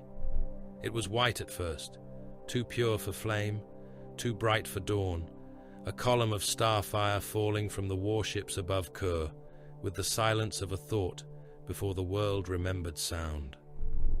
The beam struck the dome of the basilica of the divine emperor, and everything beneath the heavens ceased to be separate things. Stone, gold, glass, prayer, flesh, incense, banners, blood, relic dust, and human breath vanished into a single rising wound of light. The dome did not collapse. It became absence. Tavor Malek saw it from beneath a carpet of dead petitioners, one eye half sealed by blood, his cheek pressed against marble slick with gore. The world above him flashed white. The corpses covering him stiffened as heat passed through them. Hair curled. Skin tightened. Blood steamed from open wounds. For one impossible heartbeat, he saw the bones inside the arm lying across his face, lit crimson through cooked flesh, as if the dead man had become a lantern. Then the sound arrived. It struck the plaza like a god's skull splitting open. Tavor's ears burst. He felt it as pressure first, then pain, then nothing but a vast inner ringing that swallowed the screams around him. The bodies above him lifted, shifted, and fell again. Some were torn away by the shockwave, tumbling like rags, limbs loose, jaws hanging, robes aflame. The plaza stones cracked in branching lines. Statues along the basilica facade rippled, softened, and ran molten from their plinths.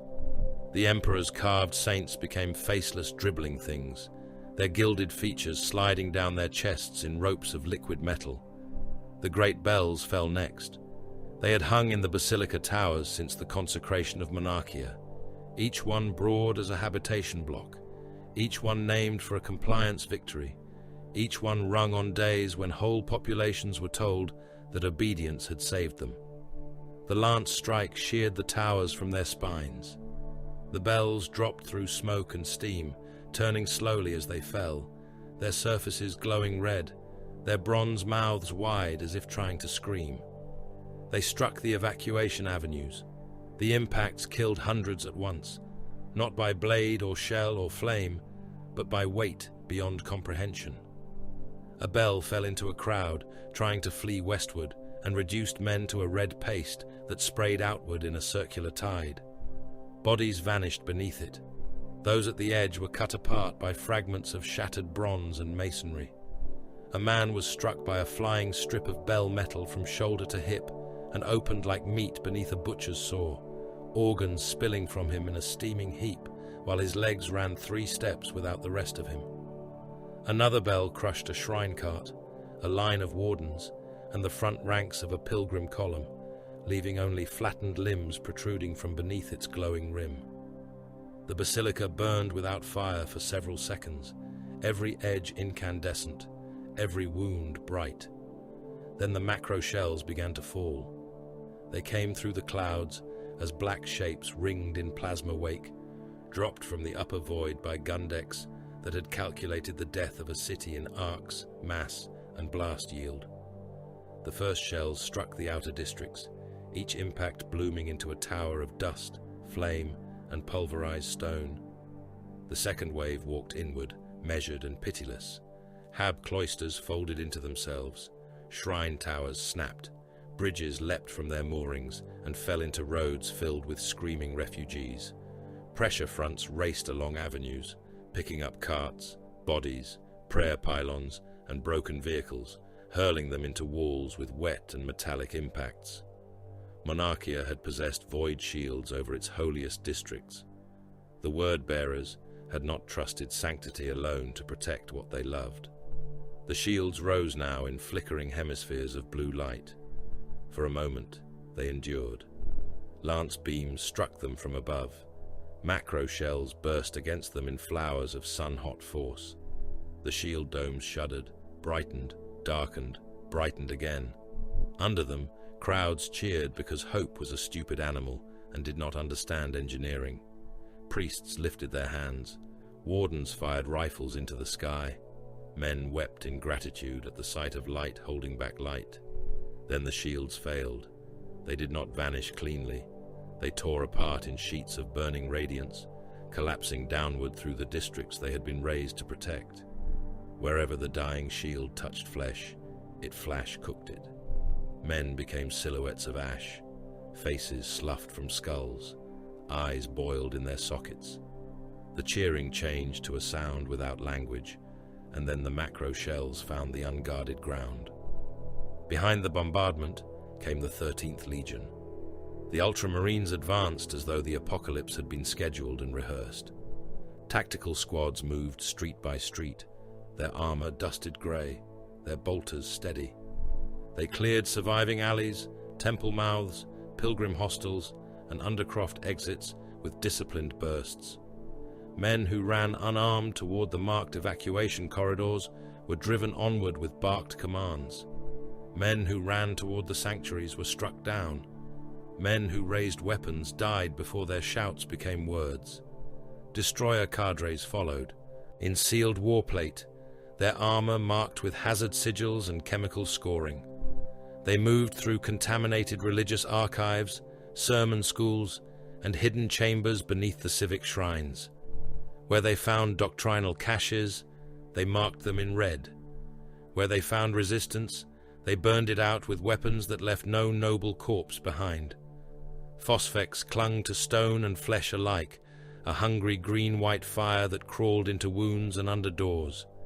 Men caught in it did not simply burn. They danced themselves apart, clawing at armor, tearing off their own faces, rolling against walls as the fire ate deeper and deeper until the nerves were gone and the meat still burned. Tanks ground through what had been pilgrimage roads.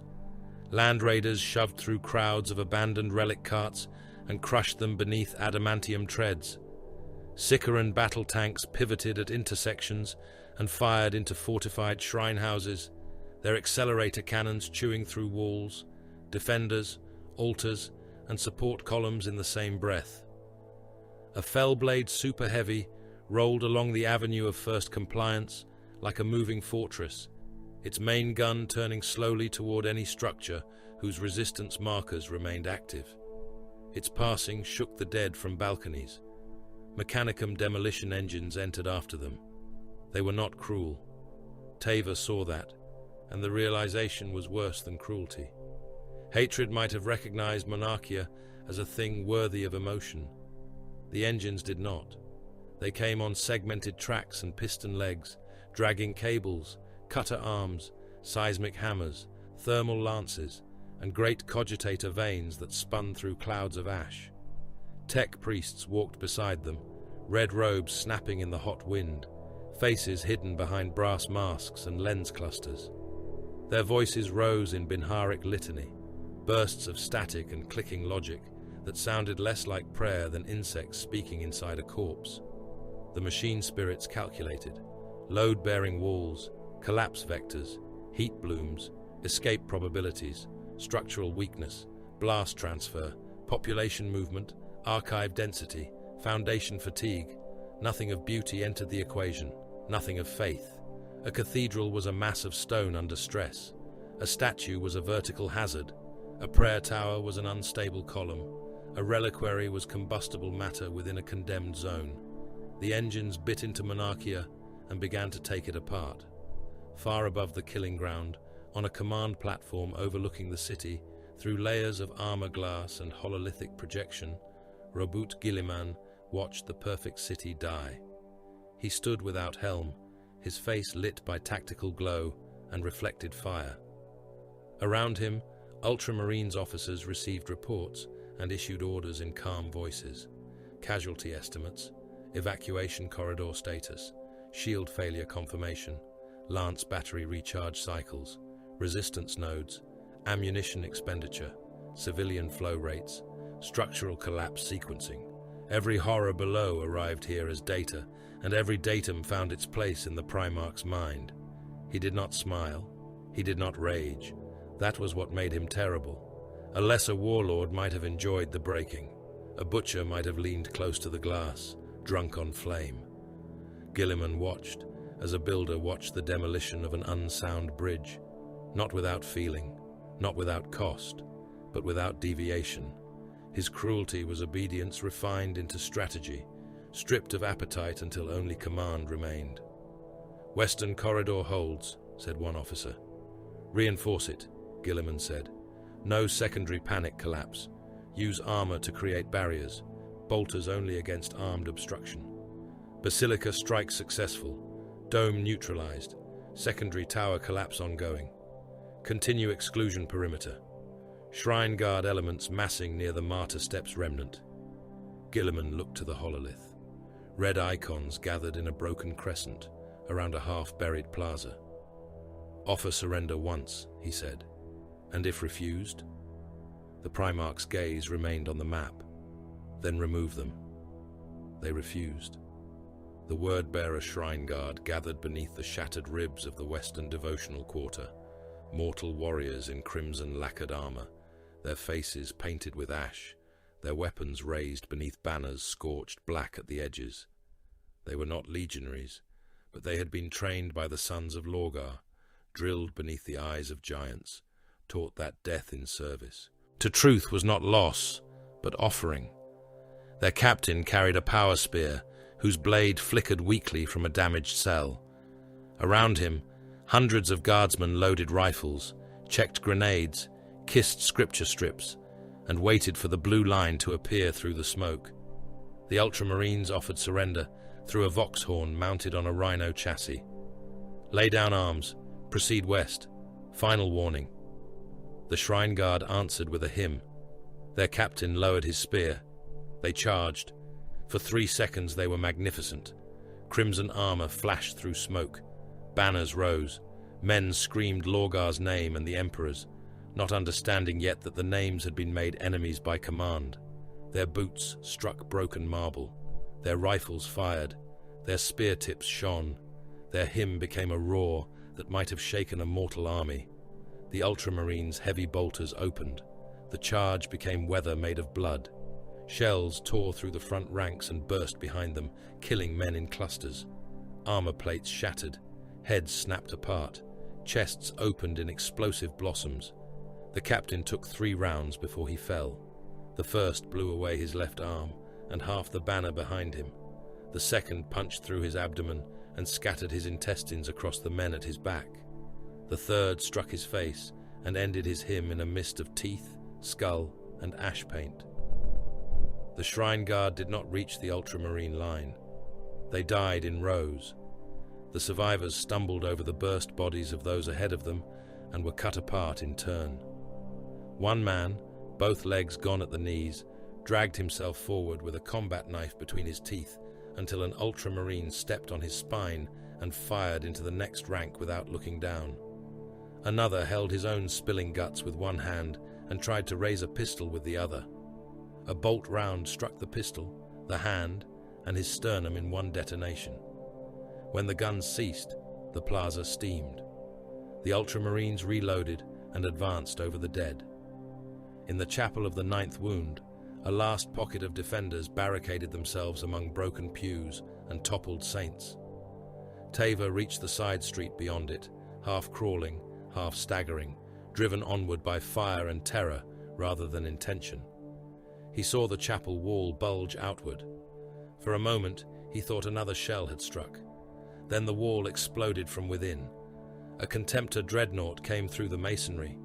It was ancient war given iron flesh, taller than any legionary, broader than a shrine gate, its sarcophagus front marked with the sigils of the 13th. Dust and stone cascaded from its shoulders. Its assault cannon spun up with a rising metallic scream. Its power fist flexed, each finger large enough to crush a man's torso flat. The defenders fired everything they had. Last shots scorched its hull. Autogun rounds sparked and vanished. A grenade burst against its knee and did nothing but blacken blue paint. The dreadnought answered. Its assault cannon turned the chapel into a slaughterhouse. Men disintegrated behind pews. Stone saints shattered and mixed with human fragments. A defender was caught full in the chest and came apart so completely that only his boots remained standing for a heartbeat in the red mist. The dreadnought strode forward without slowing, smashed its fist into the altar barricade, and pulverized 3 men and the marble behind them in the same blow. Meat, masonry, and scripture fragments sprayed across the apse. A wounded priest crawled toward the dreadnought, dragging a melter charge that had lost its arming rune. The iron giant looked down. Its foot descended. The priest became a dark stain beneath the tread. Teva fled before the machine could turn. He reached the central plaza as the greatest statue in Monarchia began to fall. The golden likeness of the emperor had stood at the heart of the city, higher than towers, serene and impossible, one hand raised in benediction over generations of kneeling citizens. The bombardment had cracked its base. Mechanicum engines had marked the stress fractures. Ultramarines had cleared what they could, but thousands remained below, trapped by rubble, panic, devotion, injury, or despair. The statue leaned. A sound passed through the plaza that was almost human.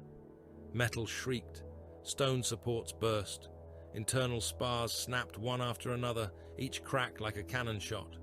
The Emperor's golden face tilted downward toward the people, who had spent their lives praying beneath it. Some ran, some knelt.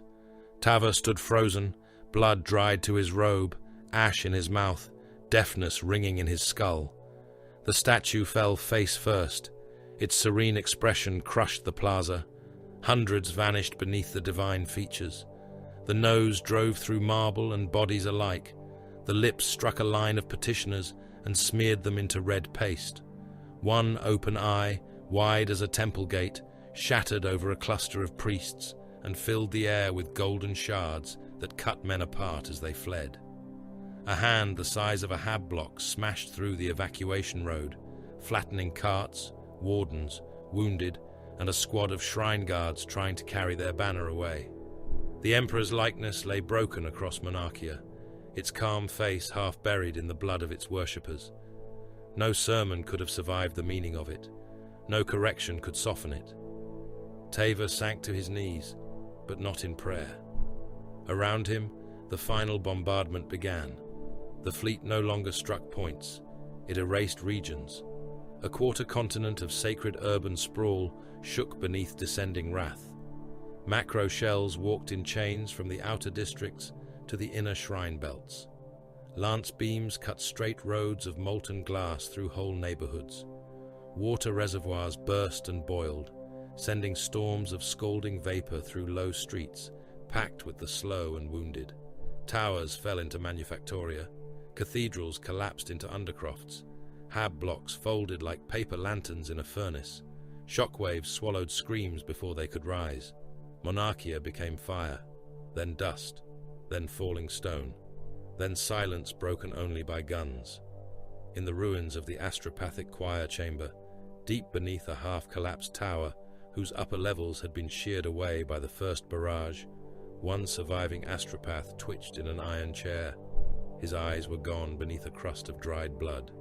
His fingers had bitten through their restraints in the seizure.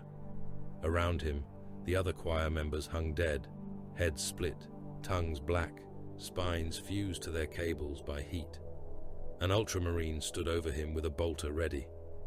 Beside the warrior, a Legion signal officer adjusted the cracked choir engine under the watch of a Mechanicum adept. The machine was damaged, but not dead. Its spirit whimpered in bursts of static. Channel alignment possible, the adept clicked through a Vox grill. The ultramarine did not look at the astropath as a man. He looked at him as a message not yet sent. "Open the path," he said. The astropath began to scream before the psychic clamps engaged. His body arched. Old blood split from his lips. The choir engine drank his agony, refined it, aimed it, and hurled it into the warp with deliberate imperfection, just loose enough to be heard by those who knew Kurr's voice, just clear enough to carry grief sharpened into summons. Monarchia burns. Kurr is broken. Return. Witness. The astropaths were gathered from beneath the ruins like organs harvested from a corpse that refused to finish dying. Some were carried in iron chairs, still bolted to the restraint frames that had kept them from tearing themselves apart when the first lance strikes fell. Others were dragged on stretchers through corridors where the ceiling had sagged low enough for ultramarines to stoop beneath cracked stone and hanging cables. Their robes were stiff with blood. Their eyes, where they still had eyes, stared at nothing. Most had bitten through their tongues. One laughed without sound, jaw hanging loose, teeth painted black by internal bleeding. Another whispered fragments of prayers to Lorgar, to the Emperor, to dead choir masters, to stars that had never answered mortal pleading. The ultramarines did not comfort them. They moved through the wreckage with bolters in hand and orders in their helm displays. Their armor was dust grey over blue, streaked by soot, oil, and human blood dried into dark scales along greaves and gauntlets. The ruins shifted around them as Monarchia continued to die in slow collapses. Walls cracked. Fire breathed through broken windows. Servo skulls spun helplessly in corners, repeating evacuation orders to corridors filled only with dead men and smoke. Somewhere far above, the wreckage of a prayer tower fell inward, with a roar like mountains grinding their teeth. The astropathic relay chamber had survived because it had been buried deep beneath the city's old bedrock, older than the basilicas, older than the pilgrim roads, older than the carved arrogance of the perfect city. Its entrance had been sealed by fallen masonry and bodies. Legion breaches had cut through both. Inside, the chamber smelled of hot copper, cooked flesh, and psychic residue. Warding brass had blackened. The choir engine still stood at the center of the room, cracked but functional, its cogitator stacks trembling with pain responses in their machine spirit. Cables hung from the ceiling like torn veins. 9 iron communion thrones circled the engine. 4 held corpses. 3 held breathing things that no merciful man would have called alive. The remaining thrones were empty until the Ultramarines filled them. A signal officer of the 13th Legion supervised the work. His name did not matter to the men of Kurr, and he did not offer it. He spoke in clipped commands to Mechanicum adepts whose robes were scorched and whose brass masks reflected the astropath's ruin without pity. "Bind them!"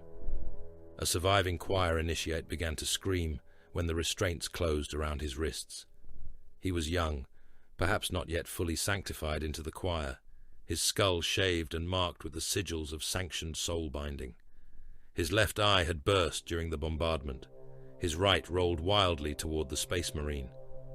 "Please," he choked, "please, by the Horizon, no more. I heard the city burn inside my head. I heard every bell die. I heard men praying while their blood boiled. No more." The signal officer looked at the Mechanicum adept. "Can he transmit?" The adept's servo limbs unfolded over the initiate with insect care. Needles slid into ports along the spine. A glass probe entered the socket where the left eye had been. The initiate spasmed hard enough to crack teeth. Viability acceptable, the adept clicked. Pain response excessive but useful.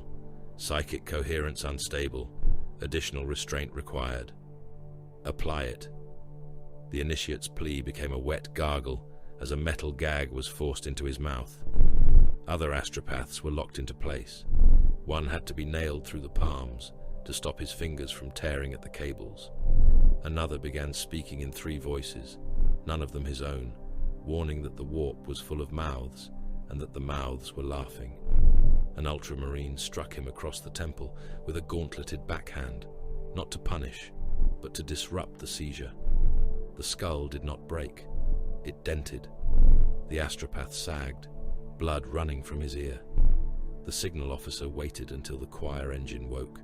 Its great brass rings began to turn, slowly at first, then faster, each rotation scraping sparks from damaged bearings. Runic plates flickered with uncertain light. The air tightened. Dust rose from the floor in delicate spirals. The dead astropaths in the room trembled, as if remembering life. The message had already been composed.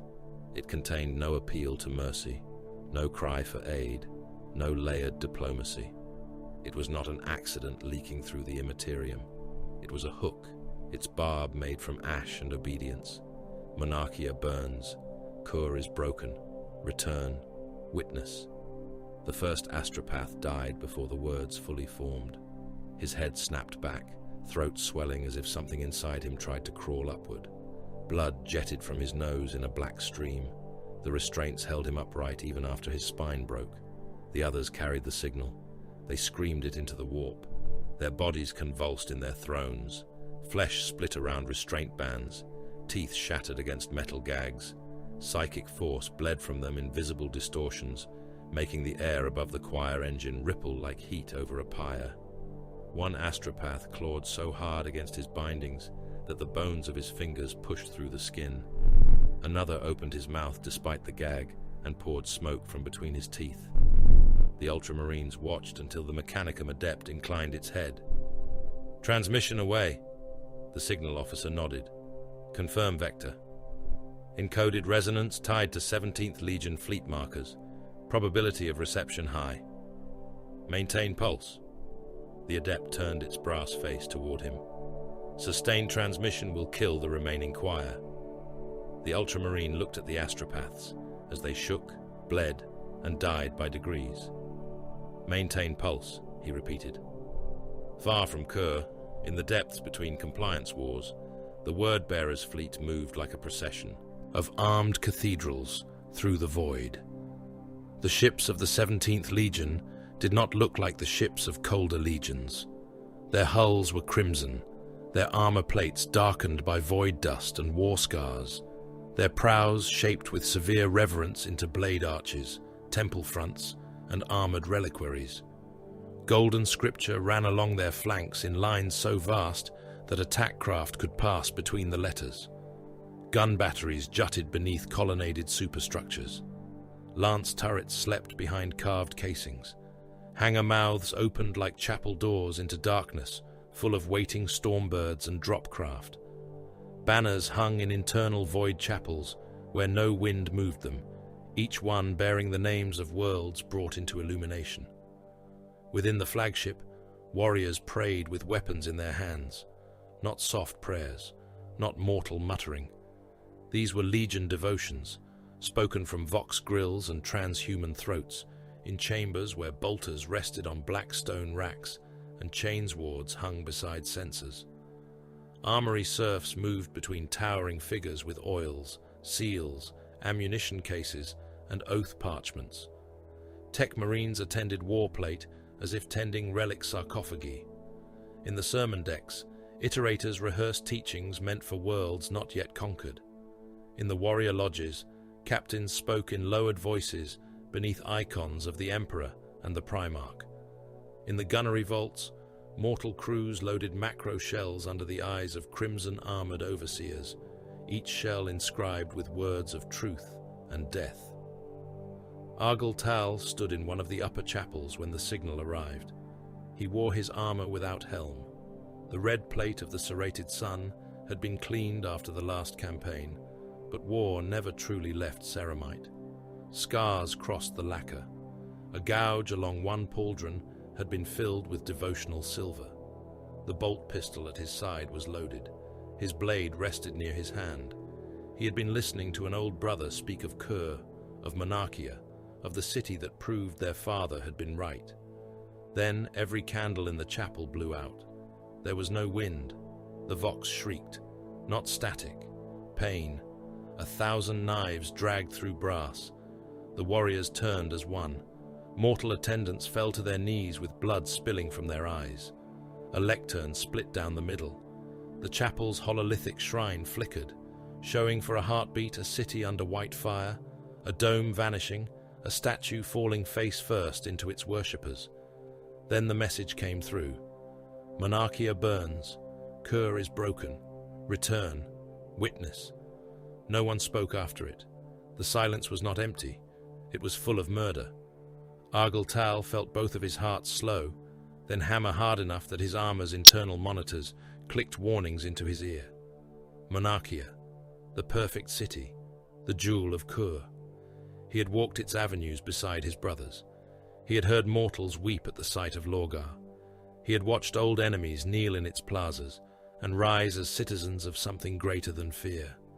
To others it had been a city. To the word-bearers it had been proof. Proof that conquest could be more than ash. Proof that obedience could become meaning. Proof that the emperor, whether he accepted the name or not, had given mankind a light worth worshipping. A sergeant beside him whispered, "Who?" Argyll Tal already knew the answer would hurt more than ignorance. The summons came from the strategium.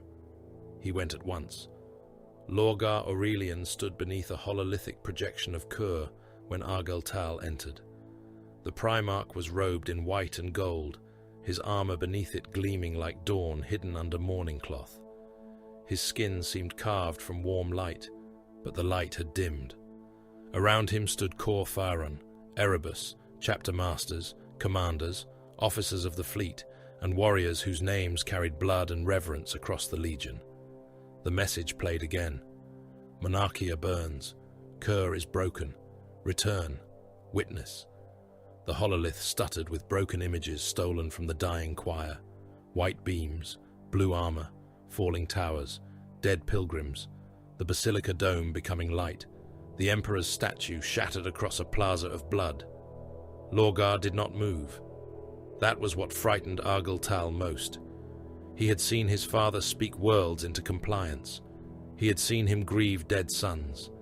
He had seen him gentle with mortals and terrible before kings who refused the truth. Lorgar's wrath was not unknown to the Legion, but this was not wrath. Not yet. This was silence, at the bottom of a wound. The Primarch watched Monarchia burn in fragments. His golden eyes reflected each image. No muscle moved in his face. His hands hung open at his sides. The crozius near him remained untouched. At last he said, "Play it again." No one disobeyed. The message repeated. When it ended, Lorgar turned his head slightly toward the commanders gathered around him. "Confirm."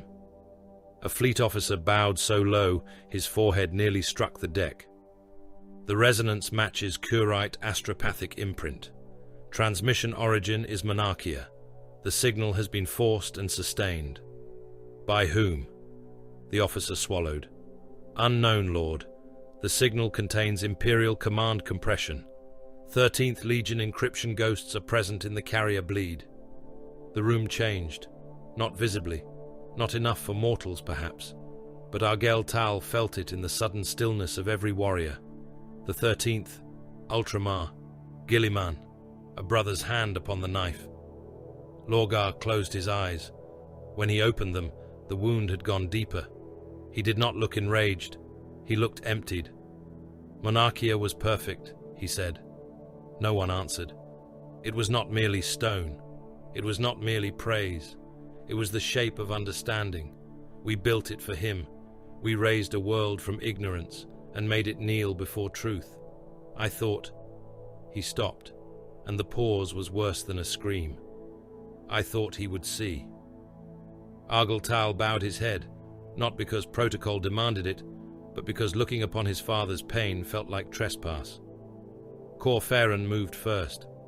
The old man was small among demigods and giants, yet his presence possessed its own gravity. His armor and robes marked him as both priest and warlord, foster father and shadowed counselor. Age clung to him, but it had not softened him. Nothing had ever softened Kurr. "My son," he said to Lorgar, and only he in all that chamber could have used those words and survived them. "This is not correction." Lorgar looked at him. Kurr stepped closer, voice low, deliberate, each word placed like a blade under the ribs. "This is betrayal. A father does not answer devotion with orbital fire.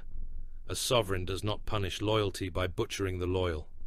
A god who demands obedience unto death and refuses worship is no god. He is a tyrant, wearing stolen light." Several warriors inhaled sharply. Others did not react at all, which was worse. Argel Tal felt the words enter him. He hated them. He needed them. His rage searched for shape, and Kurr offered one. "Be careful," Lorgar said. It was not a threat. It was a plea made of warning. Kurr bowed his head, though not far. "I have been careful for decades. We have all been careful.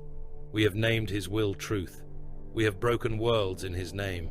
We have carried his light into every darkness he pointed toward. And now he sends Guilliman to burn the city that loved him most." Across the chamber, Erebus said nothing. That was his art. He stood with hands folded, his shaved scalp marked by script, his expression calm, while others bled emotion into the air. Argel Tal looked at him and found no surprise there, no shock, no grief bright enough to seem honest, only attention. Erebus watched Lorgar as a duelist watched a weakening guard. He understood, perhaps before any of them, that shame was more useful than rage. Rage spent itself. Shame endured. Shame could be sharpened, sanctified, hidden, and carried for years until it found the perfect throat. Lorgar turned from them all. "Set course for Kurr." The fleet obeyed. War preparations consumed devotion and became indistinguishable from it. Across the Crimson Armada, alarm bells rang through chapel decks and armory vaults. Weapon batteries woke, macro cannons loading in their armored cradles. Lance capacitors built charge with a rising whine that made mortal teeth ache. Drop pods were armed and blessed by serfs, whose hands shook as they painted last oaths across the hulls. Boarding torpedoes were moved into launch tubes. Stormbirds were dragged into assault formation. Dreadnought sarcophagi received wake signals. Apothecaries checked narthecium blades and gene seed vaults. Captains sealed helms and opened command channels that filled with breathing, static, and rage held under iron discipline. Argyle armed with the rest of them. A serf locked his pauldrons into place. Another offered his helm. He took it, but did not put it on immediately. Around him, warriors of the serrated sun prepared in silence. No boasts, no prayers loud enough for comfort. One brother carved Monarchia's name into the casing of a bolt magazine. Another pressed ash from a Kurrite reliquary into the joints of his gauntlet. A third simply stood facing the launch bay doors, trembling so faintly only an Astartes would have seen it. "Will we fight the 13th?" a warrior asked. Argyle looked at him. The honest answer was yes. The disciplined answer was not unless ordered. The answer in his hearts was that he would tear blue armor apart with his hands if Lorgar so commanded, and if command did not come, he would dream of it until the end of his days. "We will witness," Argyle said. The word tasted foul. Translation came like a wound opening. The word-bearer's fleet tore through the warp and returned to real space above Kurr, with guns hot and shields raised. Crimson hulls emerged from immaterial fire. Auspex systems reached out and found the world below half-choked in ash, continents stained by impact blooms, atmosphere burning with dust and ionized debris. Monarchia's location glowed on the planet as a wound visible from orbit. And between the 17th Legion and the broken world waited the Ultramarines. The 13th had not fled. Their fleet remained in perfect formation, blue and gold warships holding station with weapons ready but not firing. No disorder marked them. No guilt made them lower their shields. No attempt was made to hide behind accident, miscommunication, enemy action, or the convenient fog of war. The Ultramarines hung over Kurr like the answer to a question Lorgar had not wanted to ask. This was not raid. This was not treachery in shadow. This was judgment delivered in daylight. The Vox opened on every word-bearer's command channel. Robout Guilliman's voice entered the Crimson Fleet, calm enough to be obscene. "Lorgar Aurelian, by command of the Emperor of Mankind, the 17th Legion will descend to the surface of Kurr. All formations are to assemble before the ruins of Monarchia. Come unarmed beyond sidearms of rank and honor guard allowance. You will witness the consequence of disobedience. You will receive censure. You will comply."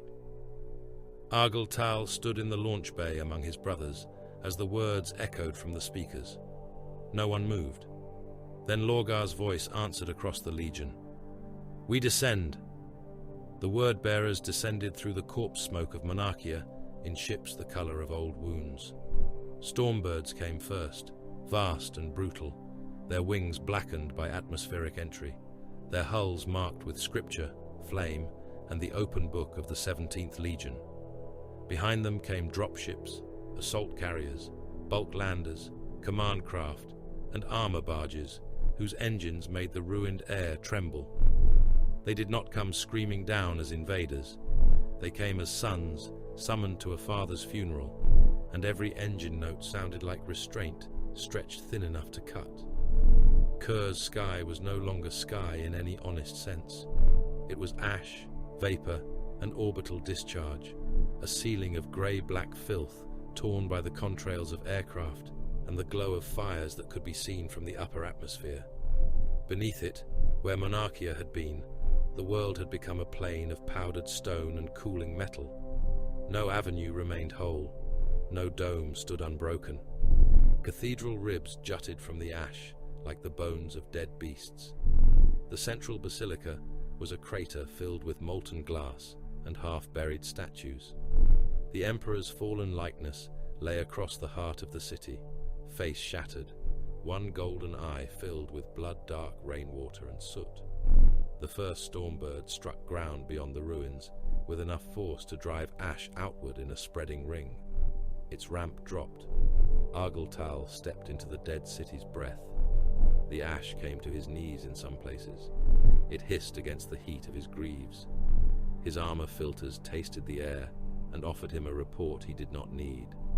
Burned stone, promethium residue, vaporized metals, human remains, scorched parchment, chemical toxins, and the faint, bitter aftertaste of lance fire. His helm lenses adjusted, bringing order to devastation. Range markers appeared. Heat ghosts shifted beneath rubble. Wind speed, radiation traces, weapons locks in the distance, 13th Legion transponders, custodian signatures. He ignored most of it. Ahead of him, Monarchia was gone. The city had not merely been destroyed, it had been disproved. That was the deeper cruelty. The enemy had not taken it in siege, nor had Xenos monsters defiled it, nor had rebels burned it in spite. Imperial hands had measured it, condemned it, evacuated what they had chosen to spare, and then reduced its sanctity to a tactical objective.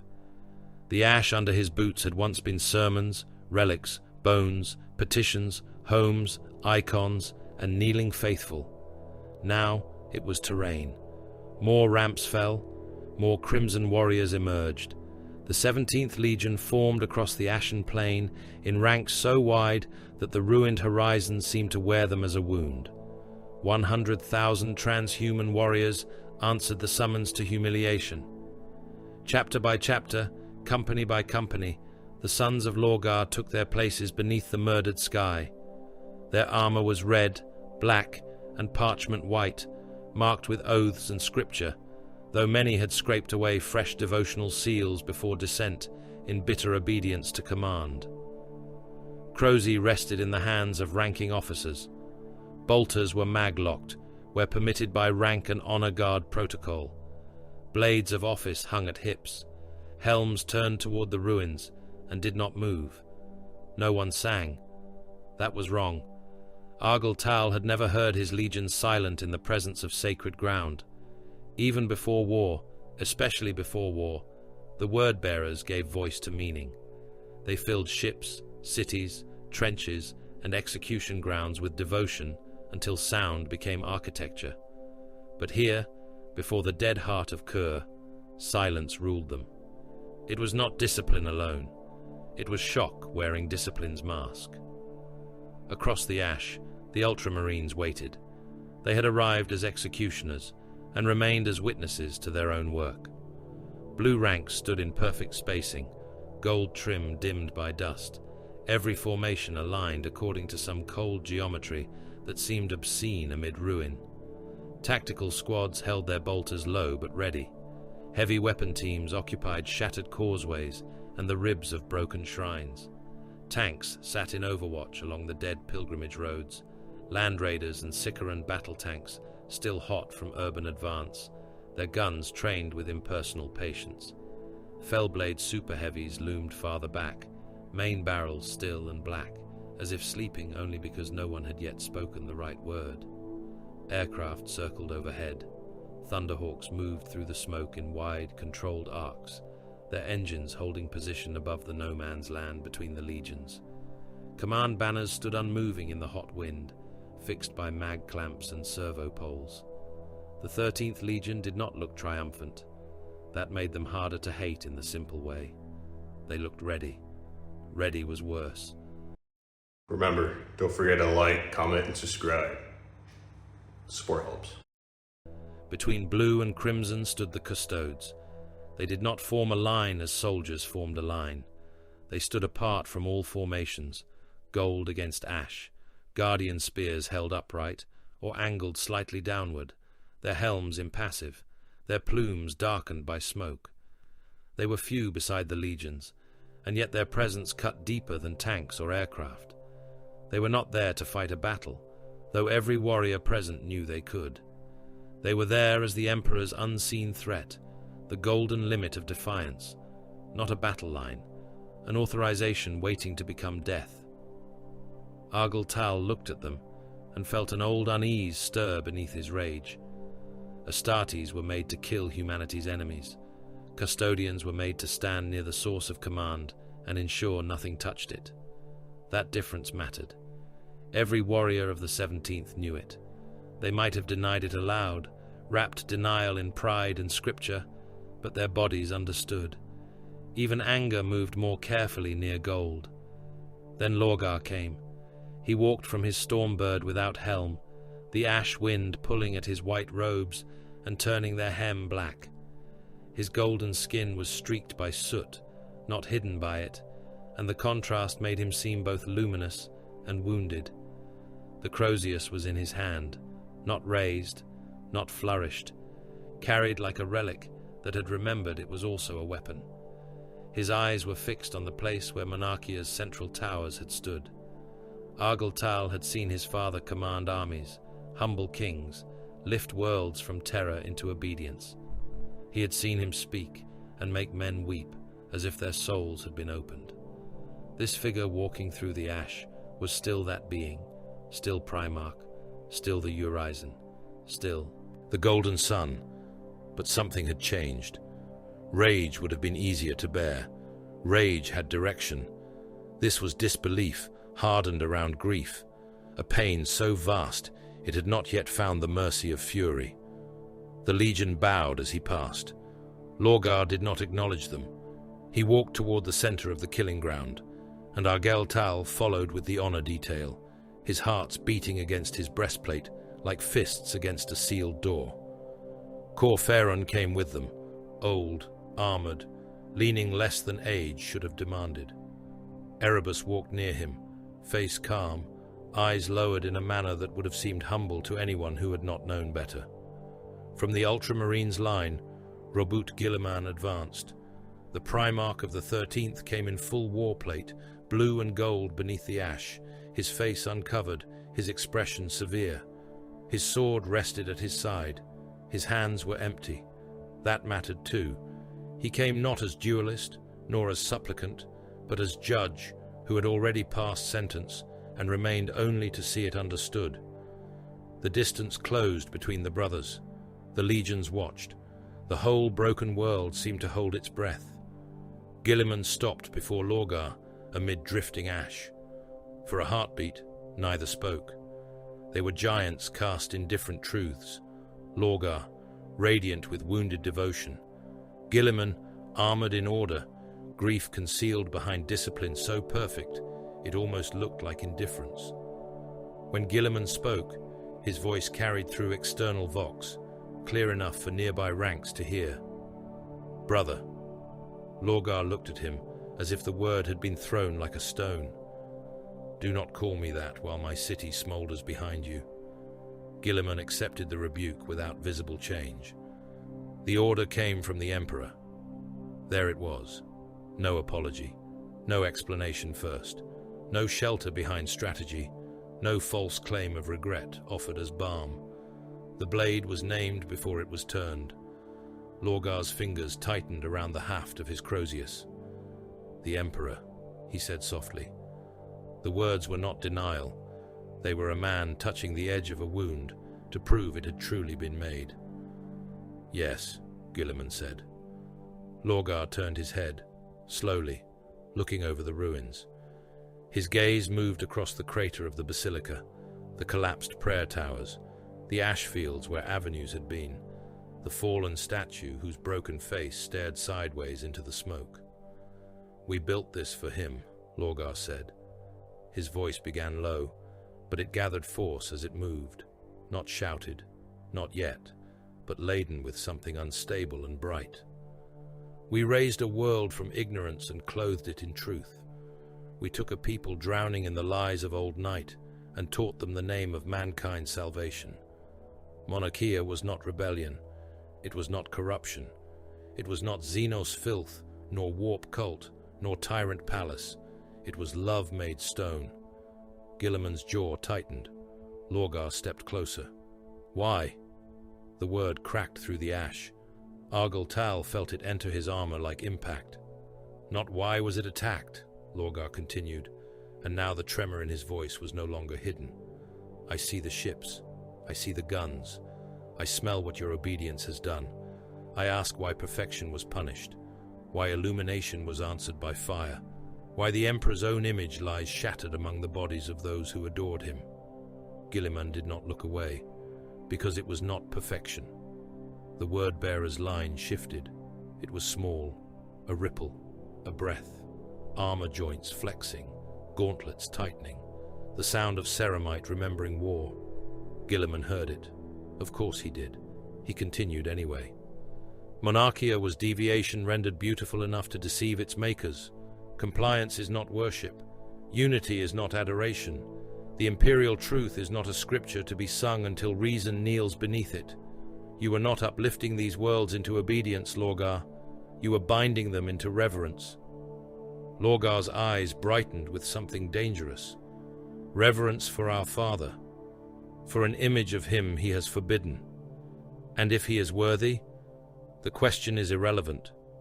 No, Lorgar said, and the ash wind moved around him like a cloak.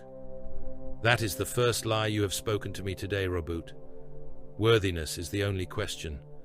We cross the stars in his name. We die in numbers beyond counting. We burn worlds, break species, slaughter kings, and grind old civilizations into dust because he commands it. We demand mankind give him sons, blood, tithe, steel, obedience, and silence, but not worship, never worship. We may kill for him, but not kneel. We may die for him, but not adore. What hypocrisy is so holy that it cannot bear its own reflection? Guilliman's voice cooled further. You mistake discipline for hypocrisy because you have made emotion into doctrine. And you mistake sterility for truth because you have made obedience into a virtue greater than love. Love did not build the Imperium. Lorgar's laugh was short, raw, and without mirth. No, I see that now. The space between them seemed to narrow. Argyltal's hand drifted toward his blade. He was not alone. All along the crimson ranks, fingers flexed near weapon grips. Bolters remained mag-locked, but locks could be broken. Honor blades sat in scabbards with grips angled for fast draw.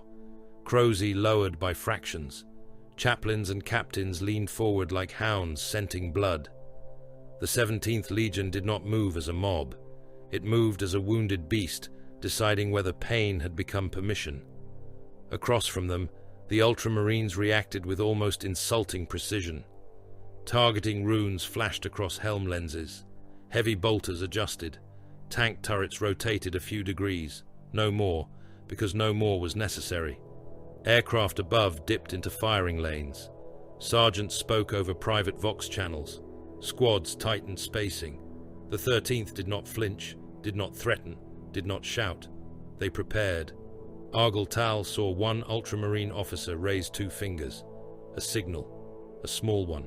Enough to kill thousands if answered. His mouth filled with the taste of copper. He imagined crossing the ash between legions. He imagined the first clash of ceramite on ceramite, the first bolter roar, the first blue helm split beneath his blade. He imagined Guilliman's sons dying in heaps at the feet of Lorgar. He imagined the custodes entering the slaughter like golden execution made flesh. He imagined the ash of Monarchia drinking transhuman blood until the whole plain became red mud. One accidental shot could birth a civil war. One insult too far. One warrior too loyal to endure humiliation. One finger tightening faster than discipline could command. Then Malcador stepped forward. It should not have mattered. He was a frail shape among demigods and engineered killers, robed in pale cloth, leaning upon a staff, his body thin enough that a single Astartes gauntlet could have crushed him beyond recognition. Ash gathered on his shoulders. Smoke moved around him. He looked out of place in the way a candle looked out of place before a volcano. Yet the field changed when he moved. Not because he was loud. He was not. Not because he displayed power. He did not. He simply walked between the brothers with the weary certainty of a man who had crossed battlefields of history before most of these warriors had been imagined in their gene vaults. The custodes shifted almost imperceptibly. That alone silenced 1,000 impulses. Guilliman inclined his head. Lord Regent. Lorgar did not. Malcador stopped where both primarchs could see him. His eyes moved to the ruins, then to Lorgar, then to the crimson ranks waiting behind their father. He appeared old. He appeared tired. He did not appear afraid. Lorgar Aurelian, he said. The use of the full name fell across the ash like a sentence. Lorgar looked down at him. The scale difference was grotesque. Primarch and mortal, golden sun and withered regent, a god's child and the old man sent to speak before the god arrived. "You stand in the grave of a loyal city," Lorgar said. "I stand where I was commanded to stand." "Then you admit command did this?" Malcador's expression did not change. Command, correction, and consequence. The Crozius in Lorgar's hand creaked softly under his grip. Argyle heard it. So did every Astartes within range. Malcador continued, "You will master yourself. Your sons will master themselves. The 13th Legion will not be attacked. The Custodian Guard will not be tested. The censure has begun, not ended." Corferen's mouth tightened. Erebus watched without blinking. Lorgar's voice lowered. "You speak to me of mastery while my life's work burns." "I speak to you of survival," Malcador said. "Yours, theirs, perhaps more than either." The wind carried ash across them all. For the first time, Lorgar looked not at Guilliman, nor at the ruins, but fully at Malcador. The Primarch's grief had sharpened. Disbelief was giving way to something hotter, something that had not yet become the blow it wanted to be. "Does he come to look upon what he has ordered?" Lorgar asked. Malcador rested both hands upon the head of his staff. "The Emperor is coming." The words passed through the legions more effectively than any war horn. Even the ultramarines seemed to grow stiller. The custodes became statues of gold and consequence. The word-bearers did not kneel, not yet, but something in them recoiled and reached forward at once. Love and terror, hope and dread, the old sickness of faith. Lorgar closed his eyes for a moment. When he opened them, they were wet with rage he would not name. Malcador's voice was quiet, yet every soul nearby heard it. "And until he arrives, Lorgar, you will listen." Malcador stood between armies and spoke as if armies were lesser things than words. The ash of Monarchia moved around his robes in pale coils, catching on the hem, clinging to the old fabric, powdering the knuckles of the hand that rested upon his staff. Around him were giants. Before him stood Lorgar Aurelian, Primarch of the Word-Bearers, golden skin stained by soot, eyes bright with an agony too vast to remain grief for long. Behind Lorgar waited the crimson host of the 17th Legion, 100,000 warriors arrayed in ordered humiliation, their armor marked by scripture, their hearts boiling behind ceramite. Across the killing ground stood the ultramarines, blue and gold beneath the dirty sky, disciplined enough to seem carved rather than alive. Beyond them, tanks watched with black muzzles. Above them, aircraft circled. Beside them all, the Custodian Guard waited in silence, the Emperor's judgment given Auramite form. The ruins made a cathedral of the moment. Broken spires leaned like snapped bones. The carcass of the central basilica steamed in the distance, its wounds still glowing in places where the lance strike had burned too deep for stone to cool. The great statue of the Emperor lay face down across the plaza, its shattered lips pressed into a bed of crushed faithful. Wind moved through the city's remains and carried with it the dry hiss of powdered scripture, burned flesh, and pulverized marble. Malcador's voice did not need to rise. That was part of the insult. "Lorgar Aurelian," he said, "son of the Emperor, lord of the 17th Legion, bearer of the word, architect of Monarchia, you stand beneath censure by command of the master of mankind." The title bearer of the word passed through the assembled warriors like a blade dragged over nerve. Argyle heard it and felt his jaw tighten. Once, that name had been glory. Now, it was evidence. Lorgar stared down at the Sigillite. "Say what you were sent to say." "I shall." Malcador turned slowly, not to address only the Primarch, but the entire crimson host. He seemed frail enough that the ash wind might break him, yet every custodian remained still. Every ultramarine officer watched him with absolute attention. Guilliman stood a short distance away, expression severe, one hand resting near the pommel of his blade without touching it. He knew where the moment was going. Perhaps all primarchs could taste violence before it manifested. Perhaps Robert Guilliman, more than most, could calculate the exact instant when wounded pride became bloodshed. Malcador continued. The Great Crusade was not unleashed so that mankind might exchange one ignorance for another. It was not waged so that superstition could be dressed in gold and called loyalty. It was not bought with the blood of legions so that compliant worlds might be chained to temples and taught to crawl. A murmur moved through the word-bearers. It was low, brief, quickly strangled by discipline. Argyltal did not speak. His hands remained open at his sides, but the fingers flexed once, twice, like claws remembering their purpose. Malcador's gaze passed over them. Your conquests are delayed by ritual. Your reconstruction efforts divert labor from industry to sanctification. Your iterators have become priests in all but name. Your civic codes are written as scripture. Your populations obey from reverence rather than reason. Your victories are made unstable by adoration. You have built worlds that kneel beautifully and think poorly. You have endangered the crusade. Lorgar's face changed by degrees. At first, the grief remained. It had been there since he stepped onto the ash, a terrible stillness, a father beholding the corpse of something he had loved. Then it tightened. His lips parted slightly. His eyes narrowed. The primarch's breathing changed, slow through the nose, controlled by force of will rather than calm. Malcador saw it. He kept speaking. The imperial truth is not a garment to be embroidered with devotion. It is a weapon, and weapons are blunted by sentiment. It exists to starve superstition. It exists to deny the old knight entry into the minds of men. It exists because what men worship, they empower. What they empower, they eventually obey.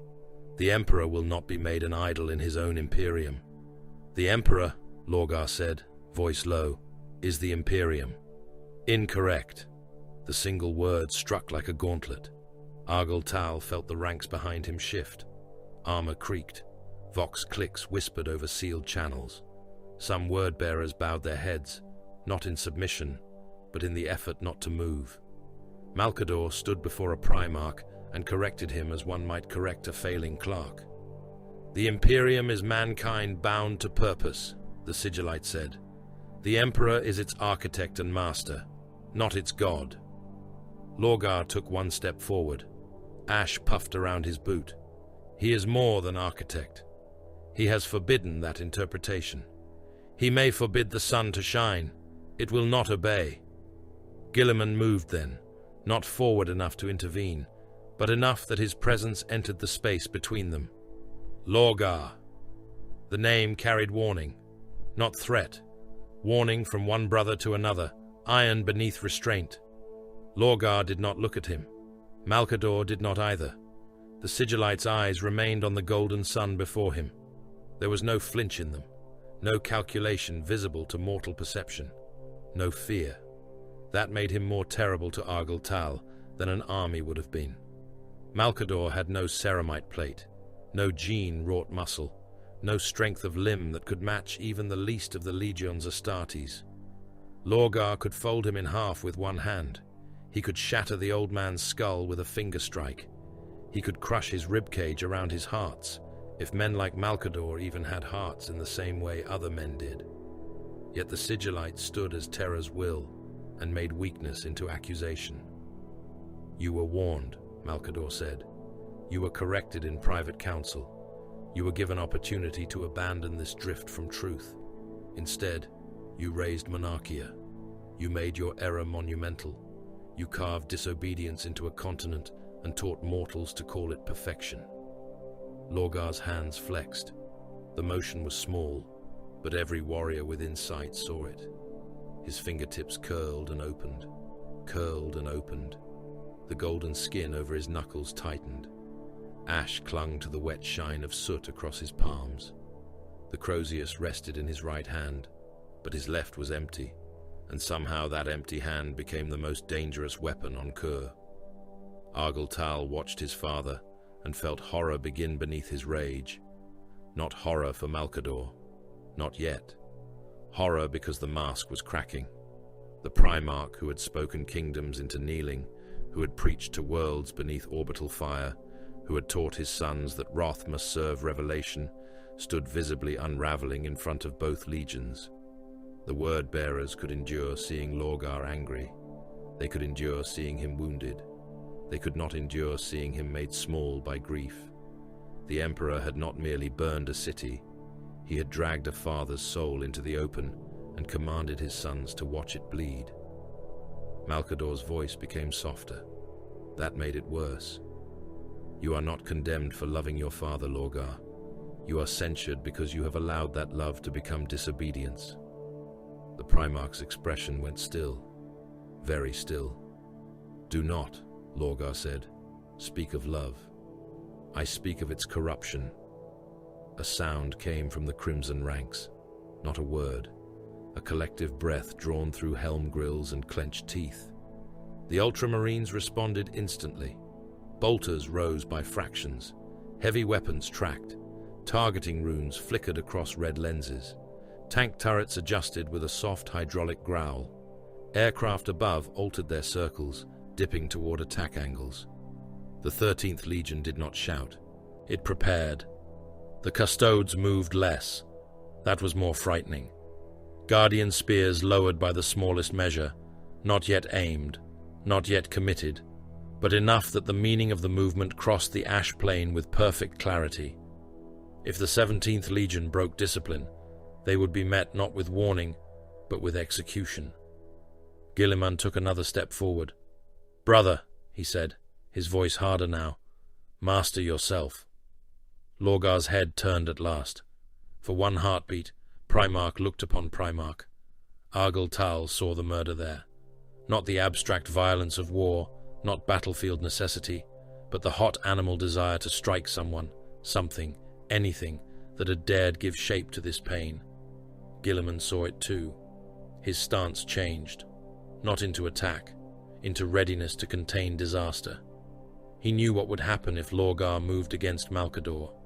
He knew what his legion would do. He knew what the custodes would do.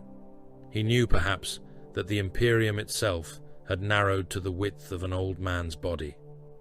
Malcador spoke again. "You will kneel before correction. Your legion will remember this day. You will abandon worship.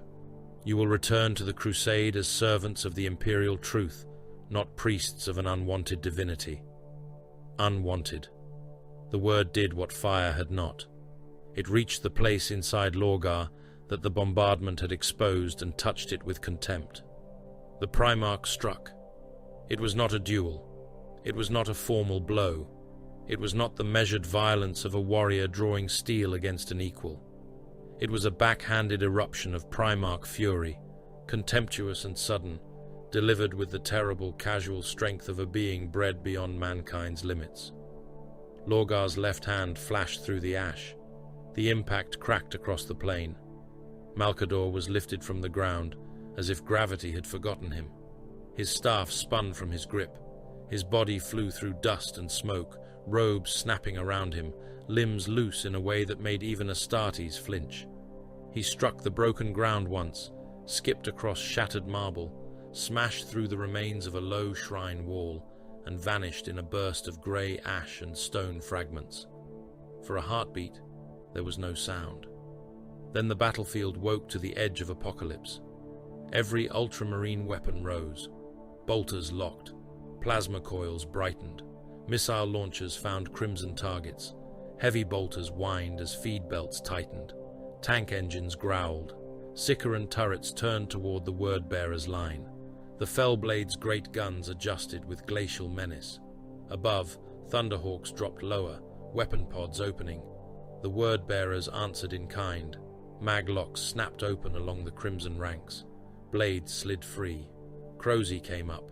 Bolters were gripped by hands that had been trembling for permission since first seeing Monarchia's corpse. Oath parchments fluttered in the ash wind. Vox channels filled with snarled invocations, kill confirmations not yet earned, captains shouting for restraint, sergeants demanding target clarity, warriors growling the names of dead districts as if they were war cries. Argyltal drew his blade halfway before he knew he had moved.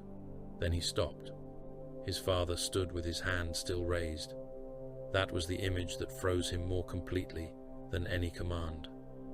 Lorgar's eyes were wide. Rage remained in them, but beneath it was something worse. Recognition.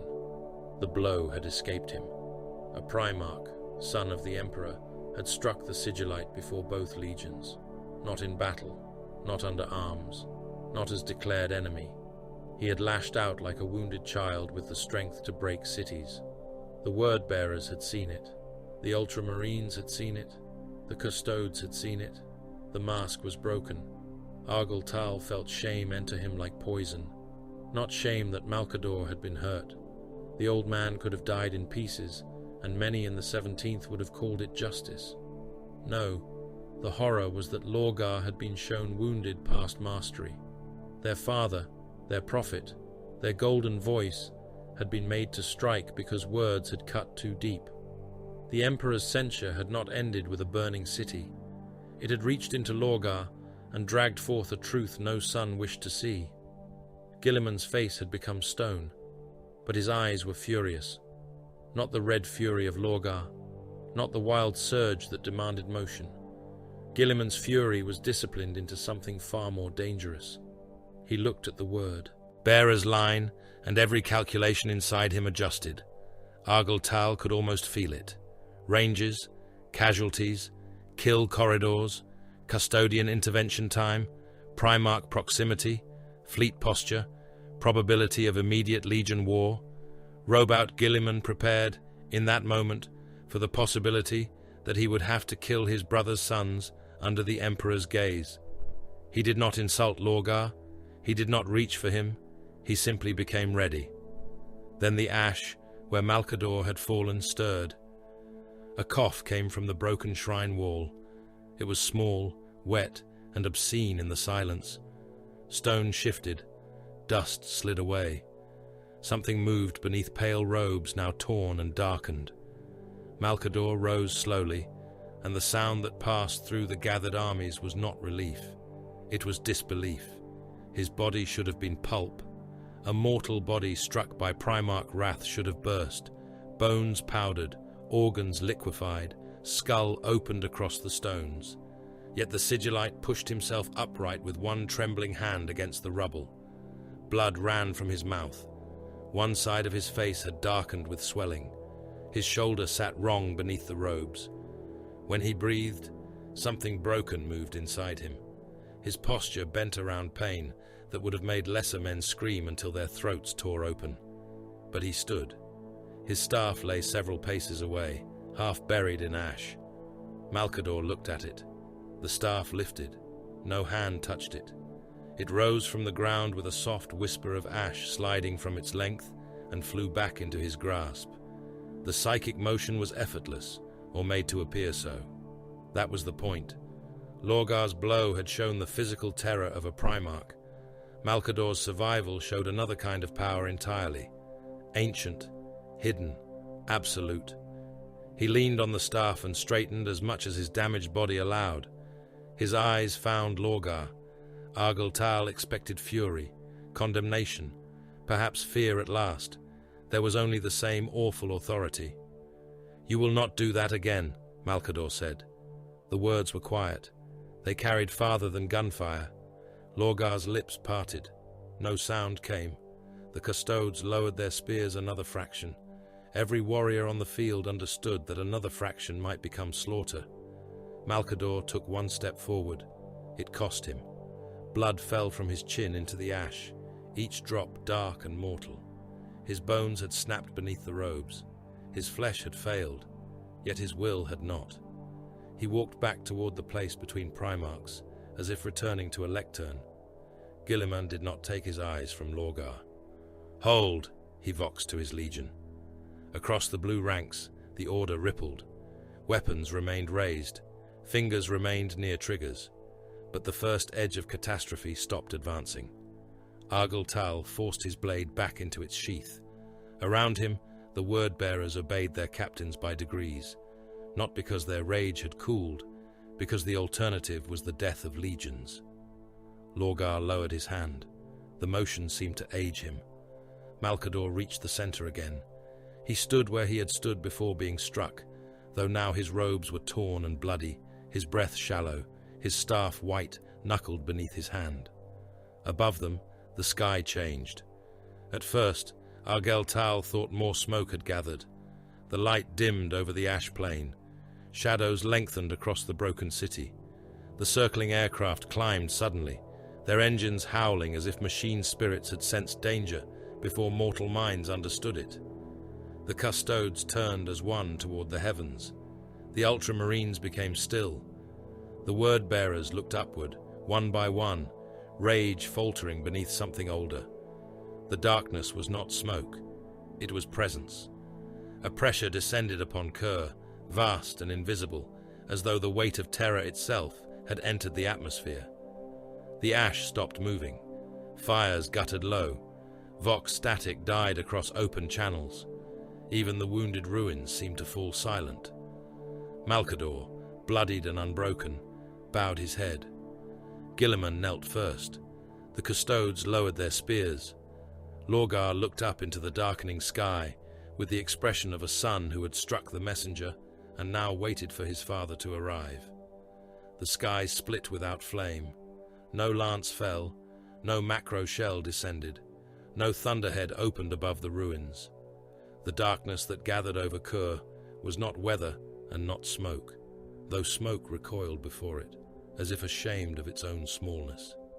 It was a pressure, an immense, an invisible hand closing around the world, stilling the ash in the air, quieting the tremble of broken stone, pressing silence into the throats of warriors bred to know no fear.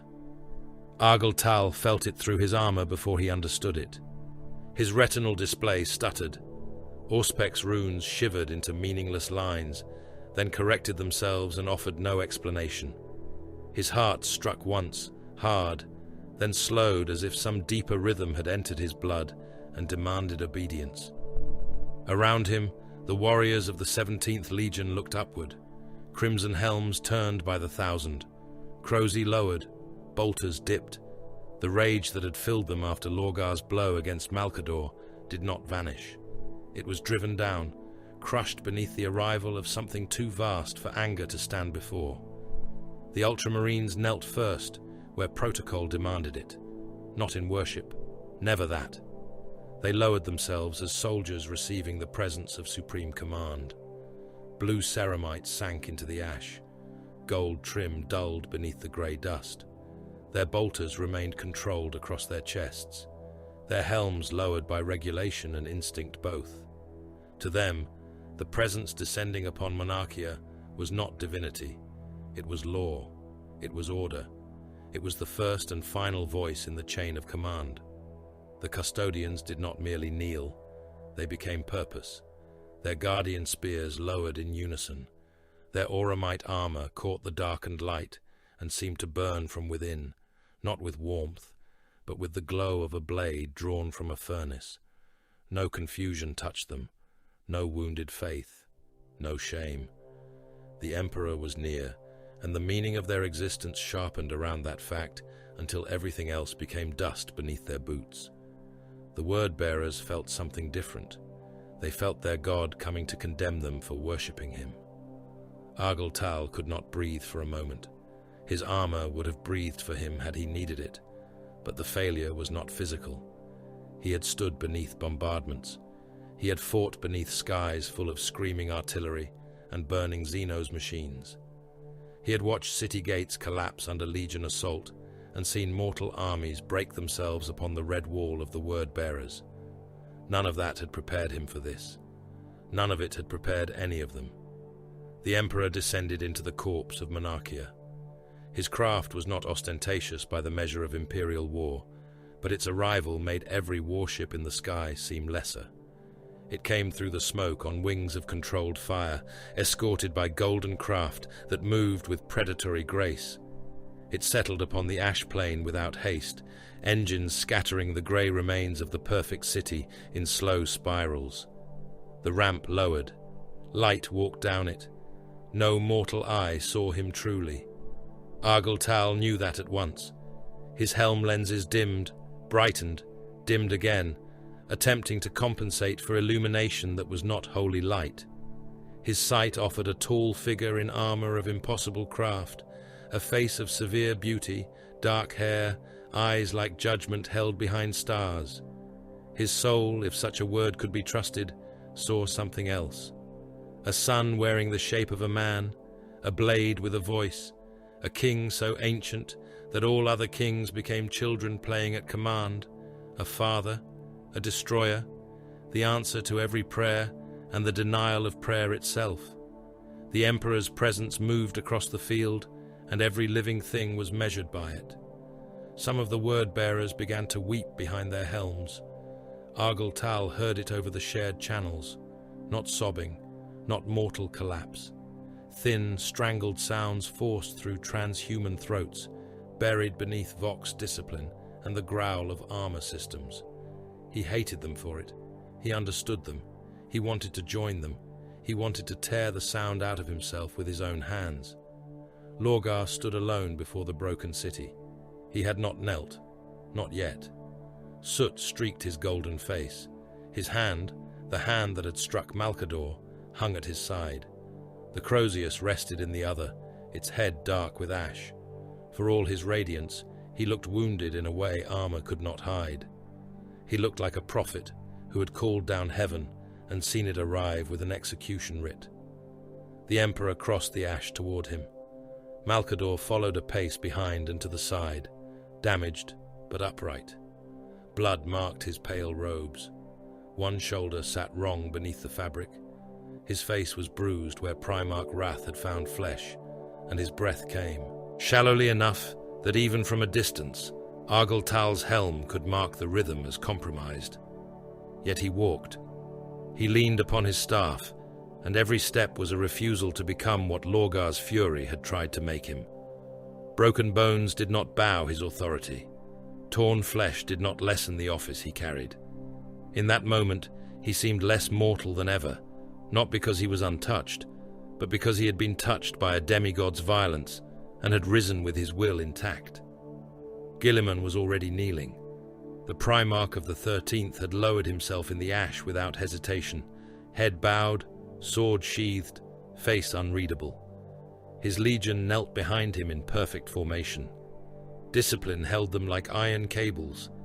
Some ultramarines, Argyle thought, must have felt revulsion at what had been done. Some perhaps felt satisfaction. Some must have looked upon the word-bearers and seen only an error corrected. But none allowed feeling to become disorder.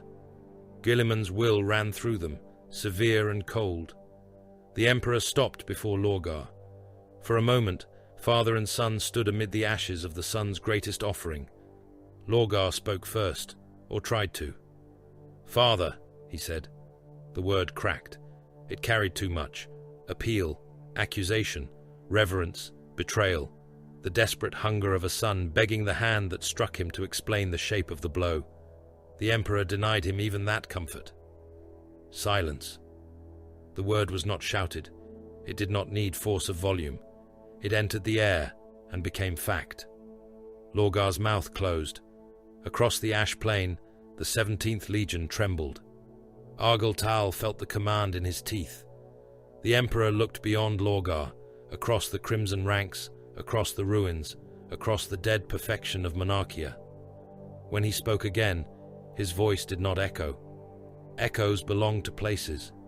This voice seemed to make the place belong to it. You have failed. No wound made by bolter or blade could have cut the 17th deeper. Lorgar's face drained of expression, not because the words meant nothing, but because they meant too much. You were made to conquer, the Emperor said. You were given a legion, fleets, worlds, gene-wrought sons, and the authority of my name. You were entrusted with the Great Crusade. You were entrusted with the future of mankind. Instead, you lingered. You preached. You raised temples where there should have been manufactoria. You taught kneeling where there should have been reason. You confused compliance with worship and called the confusion love. The ash had stopped moving entirely. Even fires seemed to burn lower. You turned truth into scripture. You turned loyalty into adoration. You turned progress back toward the old chains of superstition.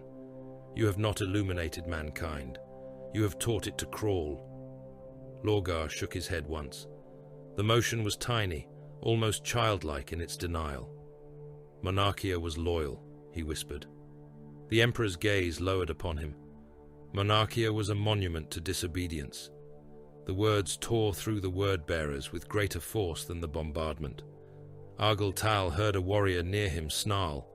Another muttered a prayer, and then choked it silent, as if remembering too late that prayer itself had become evidence. A captain's gauntlet tightened around a Crozius until the haft groaned. No one moved. No one dared. The Emperor's presence made defiance feel not impossible, but irrelevant, like a candle deciding to oppose a star. Lorgar found his voice again. We built it for you. The Emperor did not soften. You built it against my command. You are worthy. I am necessary. The distinction fell between them like an execution blade. Lorgar flinched. It was small, almost nothing, but Argyll Tal saw it, and the shame of seeing it burned hotter than any flame in Monarchia's ruins. The Emperor turned his head, and his gaze passed over the gathered warriors of the 17th Legion. Then the world pressed down. Argyll Tal had known force. He had felt the recoil of heavy weapons through his bones. He had been struck by Xenos monsters large enough to crush battle tanks. He had ridden drop pods through atmospheric fire while gravity tore at his organs. This was not force. This was command written into the marrow of reality. His knees bent. He fought it. Every word-bearer fought it. Servos screamed in his armor as he locked his legs. Fiber bundles strained. Warning runes flared across his display. His muscles swelled beneath the black carapace interface. Gene-wrought strength meeting a pressure that did not care for strength. Around him, warriors grunted, snarled, cursed, and choked. Ceramite joints shrieked. Boots sank deeper into ash. Some fired stabilizer spikes from their greaves without meaning to, anchoring themselves to dead ground in a reflex against humiliation. It did not matter. The 17th Legion knelt. It happened by degrees, which made it worse. 100,000 transhuman warriors bent like condemned mortals before the ruins of the city they had loved. Knees struck ash. Some struck broken marble beneath it and cracked the stone. Some armor joints locked and then failed with metallic screams. One warrior's knee plate shattered against hidden rubble, and blood leaked from the joint where ceramite splinters drove inward.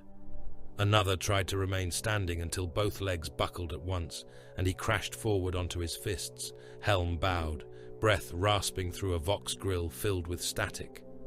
Argyll Tal dropped to one knee, then the other. The ash swallowed his greaves. His head bowed without his consent. The shame was not symbolic. It was physical. It entered through the posture, through the angle of the spine, through the forced lowering of the gaze. He could not look at his father. He could not look at the Ultramarines. He could look only at the dead city's dust, where his gauntlets pressed into powdered scripture and human remains. Across the field, the Ultramarines watched. They did not cheer. Guilliman's discipline forbade it, and perhaps something in them knew there was no victory here that did not taste of poison. Blue helms remained lowered. Weapons stayed controlled. Some warriors looked away from the spectacle. Some watched with the hard satisfaction of men seeing a dangerous fault corrected. Most were silent, held by their primarch's order and the gravity of the Emperor's presence. Then Lorgar fell to his knees. The sound was soft. That was the cruelty of it. No thunder, no great crash. The Primarch of the 17th, the architect of Monarchia, the golden prophet of 100 worlds, lowered by a will greater than his own, until his knees touched the corpse dust of his greatest temple city. Ash rose around him in a faint grey breath. His crozius rested across his thighs. His head bowed, not far at first, then farther, as if every degree cost him something that would never grow back. Argyle saw it through the edge of his lowered vision and wished for blindness. This was the massacre, not the lance strike, not the bodies burst open by bolter fire, not the bells crushing crowds into red paste. Those were horrors of matter, and matter was cheap in the Great Crusade. Men died, cities died, legions killed and moved on. This was the murder of meaning, a legion forced to kneel in the ashes of its faith, a primarch bent before the corpse of his own devotion. Every word-bearer on that field felt something inside him split, and the crack would never close cleanly. The Emperor stood over them all. I will speak plainly, so no priest may twist my words after this day. The word priest struck like a brand. I am not a god. I will not be made into one. I will not be worshipped by the species I have spent blood and ages dragging from the dark. I will not permit mankind to crawl backward into chains because my son mistakes awe for truth. Let this city be the lesson. Let its ashes teach what sermons could not. Obedience is required. Worship is forbidden. No one answered. No one could. Lorgar's shoulders moved once beneath his robes. Argyle did not know if it was breath, rage, or a sob held so deep that even a primarch could barely contain it. The Emperor looked at Malcador.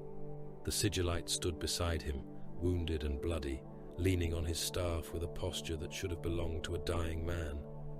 But his eyes were clear. He had been hurled through stone by Lorgar's hand. He had risen. He had returned to stand beside the master of mankind, while legions bent around him. In the ashes of Monarchia, Malcador became a lesson of another kind, one no word-bearer wished to learn. Mortal flesh could be broken. Mortal will, when bound to the Emperor's purpose, could survive a primarch's wrath. Lorgar saw him. Argyle saw Lorgar see him. The humiliation deepened. The Emperor turned back to his kneeling. Son, you will return to the crusade. You will bring worlds to compliance. You will abandon this sickness of worship. Your legion will increase its pace. Your conquests will serve mankind's future, not your need for reverence. You will obey. Lorgar lifted his head enough to look up.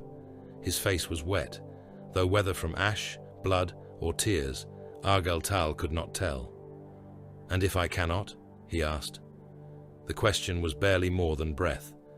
For the first time, something like disappointment moved across the Emperor's face. It was not sorrow. It was colder, less human, more terrible. It was the disappointment of a craftsman finding a flaw in a blade already sent to war. "Then you will learn that my patience has limits." That was all. No embrace, no explanation deeper than command, no hand extended to the son broken before him. The Emperor turned away. The pressure upon the word-bearers remained for another heartbeat, then another, then eased by degrees. Not enough for them to rise, not because permission had been given, only enough for them to understand that their kneeling was now their own to maintain or abandon, and that every choice would be seen. Guilliman rose when the Emperor passed him. The Ultramarines remained silent. The custodians turned as one to follow their lord. Malcador gave Lorgar one final look, unreadable through pain and age, then limped after the Emperor, blood spotting the ash behind him in small dark marks. Lorgar remained on his knees. The Emperor's craft waited in the ruins, engines burning low. Argyle stared at the ground and felt hatred begin to take shape where faith had been wounded. It did not yet have a name. It did not yet have a god. It was only heat beneath the ash, buried deep, waiting for air. The ramp closed behind the master of mankind. He left Lorgar alive. As the engines rose and the ash of Monarchia swirled again around the kneeling legion, Argyle understood that survival was not mercy. It was a slower execution. No one moved after the Emperor departed. His craft rose through the murdered air on pillars of controlled flame, But even after its engines became aglow behind smoke, the ash plane remained bound by the shape of his absence. Monarchia had known bombardment, evacuation, flame, and collapse. It had known the tread of the Ultramarines and the silence of the custodian guard. Yet nothing had emptied it so completely as the moment after the master of mankind turned his back on his kneeling son. The word-bearers remained bowed. Ash drifted across their helms and pauldrons, gathering in the grooves of scripture etched into ceramite, settling upon oath parchments and purity chains until red armor became grey. Vox channels carried only static, breath, and the occasional broken sound of a warrior strangling rage before it became speech. Power armor servos ticked under strain. Knee joints sank deeper into the corpse dust of Monarchia. 100,000 demigods stayed upon their knees, not because the psychic force still bent them, but because no one knew what rising would mean. Argyll Tal knelt among his brothers and stared at the ash beneath his gauntlets. His fingers had pressed through the upper layer to the stone below. The ash was warm. It clung to his armor seals and gathered beneath his nails where the gauntlet plates had flexed. His helm filtered the air, tasting ruin in precise categories: carbonized parchment, vaporized marble, burned human tissue, alchemical propellant, ozone from lance discharge, residue from failing void shields, blood reduced to iron traces and steam. The machine spirit named the components of a dead city because it had no function for grief. He wanted to tear off his helm and breathe the poison. He wanted the ash in his lungs. He wanted Monarchia inside him, choking him, marking him, making memory physical. He wanted to hurt because pain was at least honest, and nothing else on Kurr had remained honest after the Emperor declared worship a sin beneath his own shattered image. Ahead of him, Lorgar still knelt. The primarch had not been commanded to remain there. The pressure had faded. The Emperor had gone. Malcador had departed, wounded but unbowed, leaving spots of mortal blood behind him in the dust. Guilliman had risen. The custodes stood again in gold silence. The Ultramarines waited for orders with the patience of executioners who had already performed the killing stroke. Still Lorgar knelt. This was not obedience now. It was collapse. Argyll Tal saw it in the set of his father's shoulders, in the stillness that did not belong to meditation, in the way the Crozius rested across his thighs like a relic taken from a tomb. Lorgar Aurelian, golden son of the Emperor, bearer of the word, architect of faith, remained bowed in the ashes of the city that had proved his life's work to himself. The Emperor had not merely rejected Monarchia. He had rejected the meaning Lorgar had carved into existence with conquest, blood, prayer, and love. The Primarch's worldview had been opened from throat to belly and gutted before both legions. There was nothing left inside but the echo of rejected devotion. The word-bearers began to understand humiliation by degrees, and the understanding was worse than fear. They could survive bolter fire. They had done so across 100 worlds. They could endure blades, plasma, rad storms, Xenos biovenom, void exposure, orbital assault, siege attrition, demonic rumors buried beneath compliance reports, and the cold mathematics of crusade war. Their flesh had been remade for endurance. Their bones were strengthened beyond mortal measure. Their organs worked in redundancy. Their minds had been conditioned to move through terror as lesser men moved through rain. But this was not pain of the body. This was shame. It entered through the eyes because they had seen their father bent. It entered through the ears because they had heard the Emperor's denial. It entered through the knees because ceramite had struck ash before the gaze of the 13th Legion. It entered through memory because every sermon, every oath, every hymn, every kneeling world now carried the stain of censure. A chain blade could cut flesh. Shame cut the future. The Ultramarines understood enough to remain silent. Robert Guilliman stood apart from his kneeling brother, his blue armor dulled by ash, his face stern and heavy. He had obeyed. He had executed the command with brutal precision. Monarchia had been evacuated where possible, neutralized where resisted, and razed according to doctrine. The lesson had been delivered. The guilty had been forced to kneel. Terror's will had been made manifest. Yet victory did not sit cleanly upon him. Argyll Tal hated him for that too. It would have been easier if Guilliman had smiled. Easier if the 13th had cheered and mocked and stamped their boots in triumph over the humbled sons of Lorgar. Hatred fed well on such meat. But Guilliman looked upon the field like a man who had watched poison poured into a well and understood that no order could now call the water clean. The Primarch of Ultramar turned his head slightly. All 13th Legion elements, he voxed, his voice carrying across command channels and external amplifiers alike. Prepare withdrawal by formation. Maintain weapons discipline. No provocation. No celebratory markings. No trophies. No words exchanged beyond operational necessity. The order moved through the Ultramarines like a blade returned to its sheath. Squads began to shift by cohorts. Heavy weapon teams disengaged targeting locks without lowering vigilance. Tanks reversed from overwatch positions in clean arcs, treads grinding over broken stone and old blood. Thunderhawks altered their holding patterns. Sergeants spoke clipped confirmations. The blue ranks remained immaculate even in departure, and their discipline made the ruin feel colder. A word-bearer captain rose before the rest.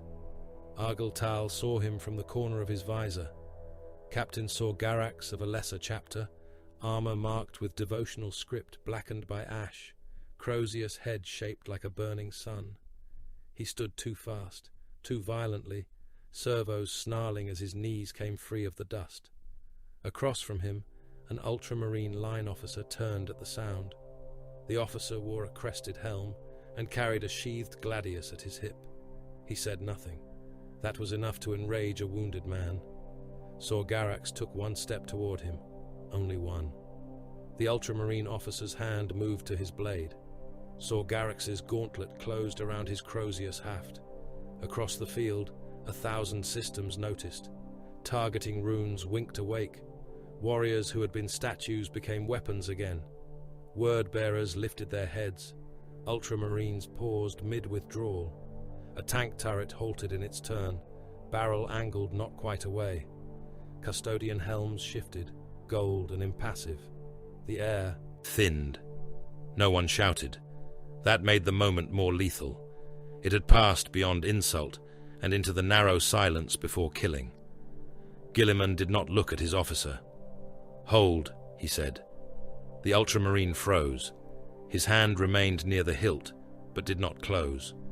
Lorgar did not look at Sorgarax. The kneeling Primarch's voice came low, raw, and terrible in its restraint. No. The single word struck the word-bearer captain harder than any blow. Sorgarax's head turned by a fraction, as if something inside him had snapped and needed to know whether obedience still mattered. Then he released the Crozius. His hand opened slowly. He sank back to one knee, not from psychic force, but from shame, loyalty, and the knowledge that his father had forbidden him even the relief of dying. The ultramarine officer withdrew his hand from the sword. The near war passed back into the ash. Teva Malex emerged from the ruins at the edge of the field, with the gait of a man who had crawled through a dead god's throat. He had lost his shoes. His feet were cut raw, leaving dark prints in the pale dust. His robes hung in burned strips. One sleeve was stiff with dried blood that was not his. Half his face was grey with ash, the other half darkened by bruising where falling stone had struck him.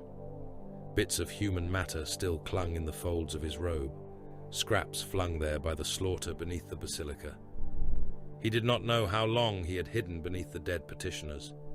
He did not know how he had passed through the broken avenues without being shot. Perhaps the ultramarines had seen only another survivor.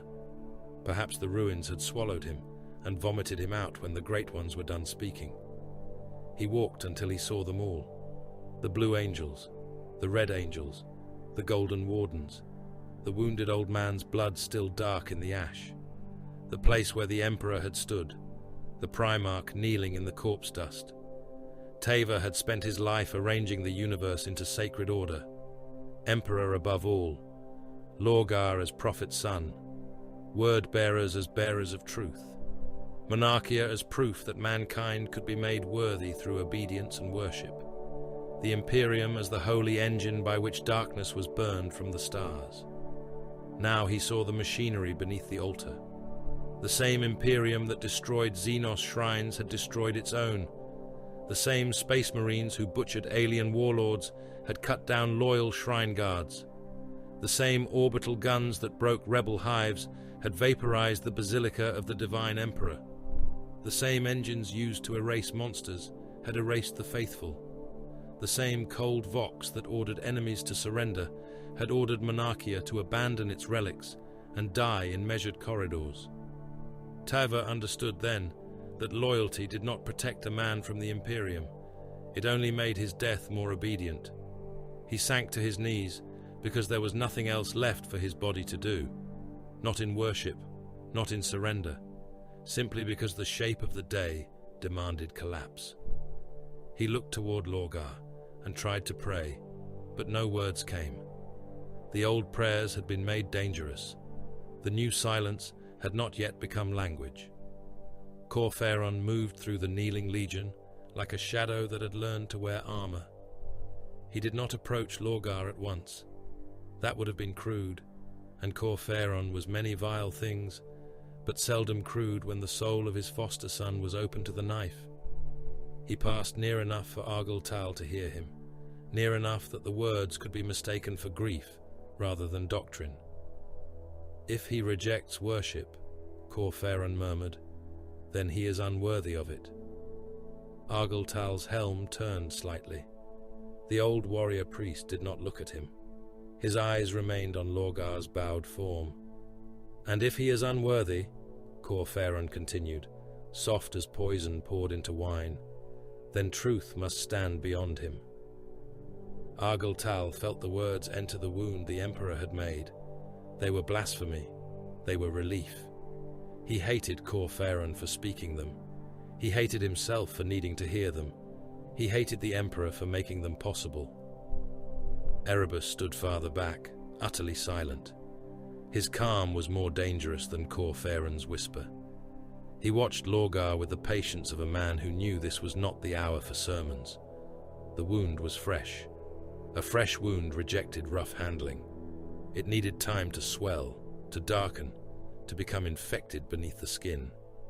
Later, when pain had exhausted itself and left hunger in its place, Erebus would come with answers. Not now. Now he watched, and in the depths of his lowered eyes there was neither surprise nor haste.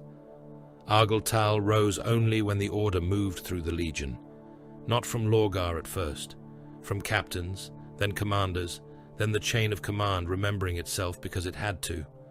Armor joints unlocked, knees came free of ash, warriors stood in waves, crimson shapes rising from the dead city's dust.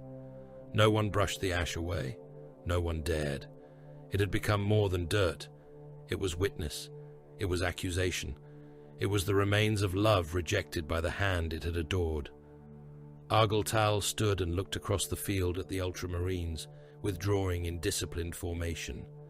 His rage asked for immediacy. It asked for bolters raised and blades drawn. It asked for him to sprint across the ash and bury his sword in the throat of the nearest blue-armored butcher. It asked for the 13th Legion to bleed before the fallen statue. It asked for Guilliman to hear Lorgar's sons roaring in his final moments. But rage was not enough. Immediate rebellion would be suicide. The Emperor had just shown them that strength could be made to kneel. The custodes still watched. The ultramarines were arrayed and ready. The fleet above was balanced on the edge of annihilation. One rash charge would turn humiliation into extinction, and their father's pain into nothing more than a failed mutiny. No, the shame would be answered. Not today. With patience, with memory, with scripture rewritten in blood. Argyltal swore it without moving his lips. He swore it into the ash beneath his boots, into the silence of his helm, into the place where faith had cracked and hatred had begun to glow. Monarchia would not be forgotten. The kneeling would not be forgiven. The Emperor's denial would not remain the final word. At last, Lorgar rose. The movement passed through the legion like a held breath released too late. His robes were grey now, no longer white, their hems soaked in ash and blood. His face had settled into stillness, but not the stillness from before. Something had gone inward. Something precious had retreated beyond the reach of brothers, sons, and enemies alike. When he turned from the ruins, no one called out to him. No one dared offer comfort. Comfort would have been an insult to pain that large. He walked back toward his stormbird. Argyltal followed with the honor guard. Kurr walked near the primarch's left. Erebus followed a few steps behind, head bowed. The word-bearers opened ranks for their father. Every warrior watched him pass and saw the ash on his knees. At the ramp, Lorgar stopped. For a moment, Argyltal thought he would turn back to Monarchia. He did not. He spoke through the Legion Vox, his voice stripped of sermon, song, and splendor. No retaliation, no challenge, no pursuit. We return to orbit. The Legion will obey. The words should have broken them. Instead, they bound the wound shut. The word-bearers obeyed. Stormbirds lifted from the ash plain. Dropships rose through the smoke. Crimson ranks withdrew from the corpse of the perfect city beneath the watch of blue warriors and gold executioners. No shots were fired. No challenges were answered. No blood was taken in payment. The fleet received them in silence. Across the void, chapels and armor decks of the 17th Legion, warriors removed their helms and found ash inside the seals. They cleaned their weapons without speaking. They sealed damaged oath parchments in reliquaries. They stood before icons of the Emperor and could not bring themselves to bow. Some broke the icons, some covered them, some stared until their eyes dried and bled. In the flagship's deepest chapel, where no vox choir sang and no iterator preached, a handful of warriors knelt around a bowl of ash taken from Monarchia. No one had ordered them there. No one spoke the Emperor's name. In the silence, beneath the hum of engines and the distant thunder of a legion swallowing its shame, a new kind of prayer began. Time passed, but ash did not obey time. It remained in the joints of armor after 100 cleansings. It lived beneath seals, inside weapon housings, in the folds of oaths that had once named the Emperor beloved. It gathered in reliquaries hidden behind false panels and in the cracks of chapel decks where no serf dared sweep without permission. It was kept in bowls, vials, ammunition casings, hollowed prayer beads, and the sealed cavities behind breastplate icons. Warriors who had knelt upon Kurr carried Monarchia with them into void war, compliance, sleep, and silence. Some rubbed it into the scars of their armor before battle. Some mixed it with ink. Some tasted it and said nothing after. Lorgar withdrew, not from command, never so visibly. The fleet still moved at his word. Campaigns still bore his seal. Orders still passed through the chain of war, crimson and absolute. But the golden sun himself retreated into chambers where lumen light burned low, and the walls were covered in texts no mortal iterator had been sanctioned to read. He spoke rarely before the Legion. When he did, his words were measured, gentle, almost calm. That was the first terror of him after Monarchia. He refused the easy mercy of rage. Open rebellion would have been simple. It would have given his sons a target, a wound to strike, a death to spend themselves upon. He denied them that. He denied himself that. He did not scream across the fleet for Guilliman's blood. He did not order the guns turned upon the 13th. He did not cast down the Emperor's name in public. He contemplated. He endured. He let silence harden around the wound until it became something sharper than wrath. To imperial observers, the censure worked. The report said so. The word-bearers increased their conquest rate. Their fleets no longer lingered above compliant worlds to oversee the raising of continental basilicas. Their expeditionary forces became swifter, harsher, more direct. Cities that resisted were brought down with clean efficiency. Governors were executed publicly. Civic codes were imposed before the smoke fully cleared. Militaries were disarmed, broken, restructured, and tithed into auxiliar formations within weeks. Manufactoria were repaired before shrines could be raised. Iterators spoke of reason, unity, and the imperial truth with renewed precision. Tithe ledgers improved. Fleet movements accelerated. Reconstruction delays decreased. Compliance marks multiplied across the star charts. Terror saw correction. The Legion wore a false face and let terror admire it. Argyll Tal saw the truth in the spaces between orders. Public devotion vanished first. The great chapel sermons ended. Processions ceased. Icons were removed from corridors where imperial inspectors might walk. The emperor's likeness remained where protocol demanded, but garlands were gone, incense extinguished, praise reduced to approved formality. The old choir decks were sealed under maintenance pretexts. Warrior lodges, once little more than circles of trust and memory, deepened into cells of whispered doctrine. Sermons became coded exchanges hidden in battle cant. Rituals moved below into shipboard crypts, ammunition vaults, abandoned reactor chapels, and the darkness beneath armorium decks where machine noise covered the murmur of unsanctioned words. The Legion did not stop worshipping. It learned secrecy. Argyll Tal walked those lower decks often, though he told himself he did so to preserve order. He saw warriors kneeling around bowls of Monarchia's ash. He saw blades laid before cracked icons whose faces had been scratched away. He heard oaths that began with the Emperor's title and ended somewhere darker, somewhere unnamed. Armor grew more script-covered, not less, though the script changed. Lines were etched inside vambraces, beneath gorgets, along inner plates where only the wearer and the artificer could see.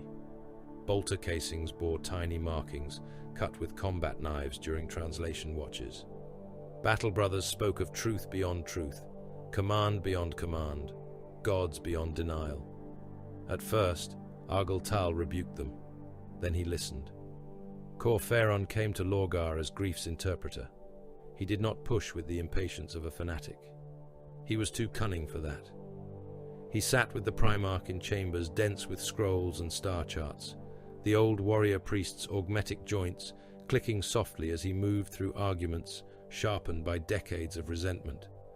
He spoke of Monarchia as proof, not tragedy. He spoke of the Emperor as a being who demanded sacrifice but denied love, who took worship's fruits while cursing its name. He spoke of unanswered prayer not as evidence that gods did not exist, but as evidence that the wrong throne had received the offering. Erebus was quieter, always quieter, and, therefore, more dangerous. He brought fragments, half-translated texts from dead cultures, prisoner confessions from worlds where old faiths had not died cleanly, astropathic anomalies, dreams recorded by navigators, screams pulled from the warp by dying psychers. He laid them before Lorgar, without triumph, without urgency, as if he were only a humble servant arranging stones so that his Primarch might discover the path on his own. The universe did not answer because you cried to nothing, Kurr said once, in a chamber where Argyll Tal stood guard beyond a curtain of red silk and iron chains. Lorgar's reply came after a long silence. I cried to my father. Yes, Kurr said, and he answered with fire. Argyll Tal remembered his own knees in the ash. He remembered the Emperor's voice declaring worship forbidden.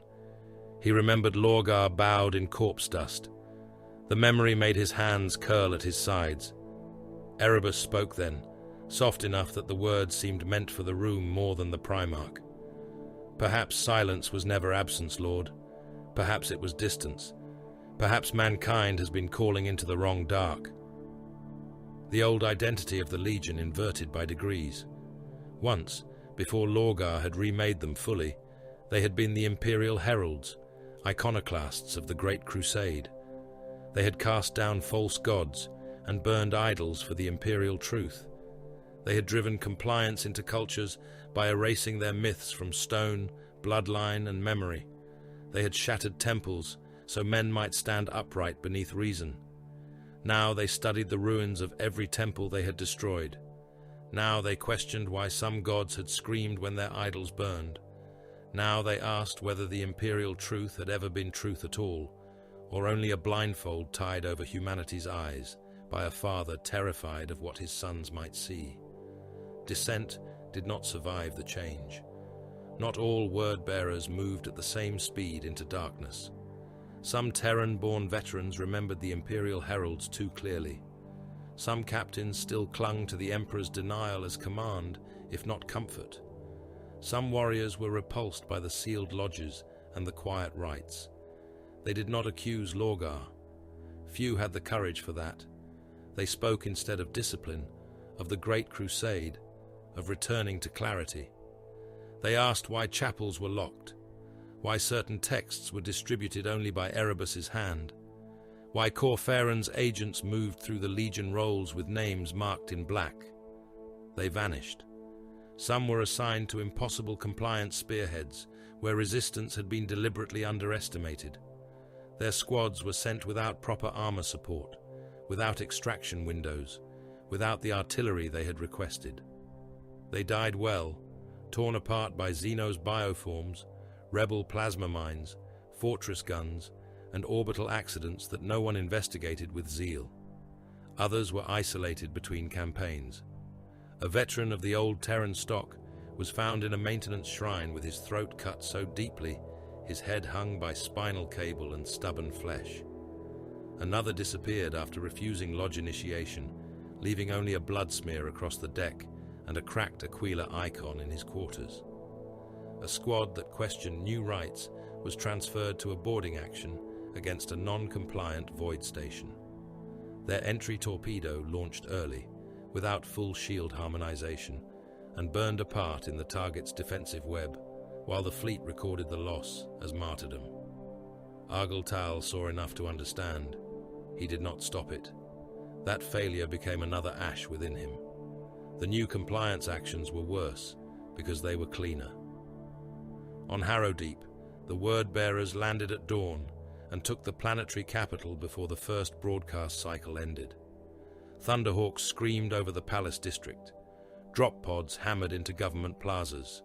Tactical squads advanced through crowds that had gathered to hear negotiation terms and instead found bolters speaking final law.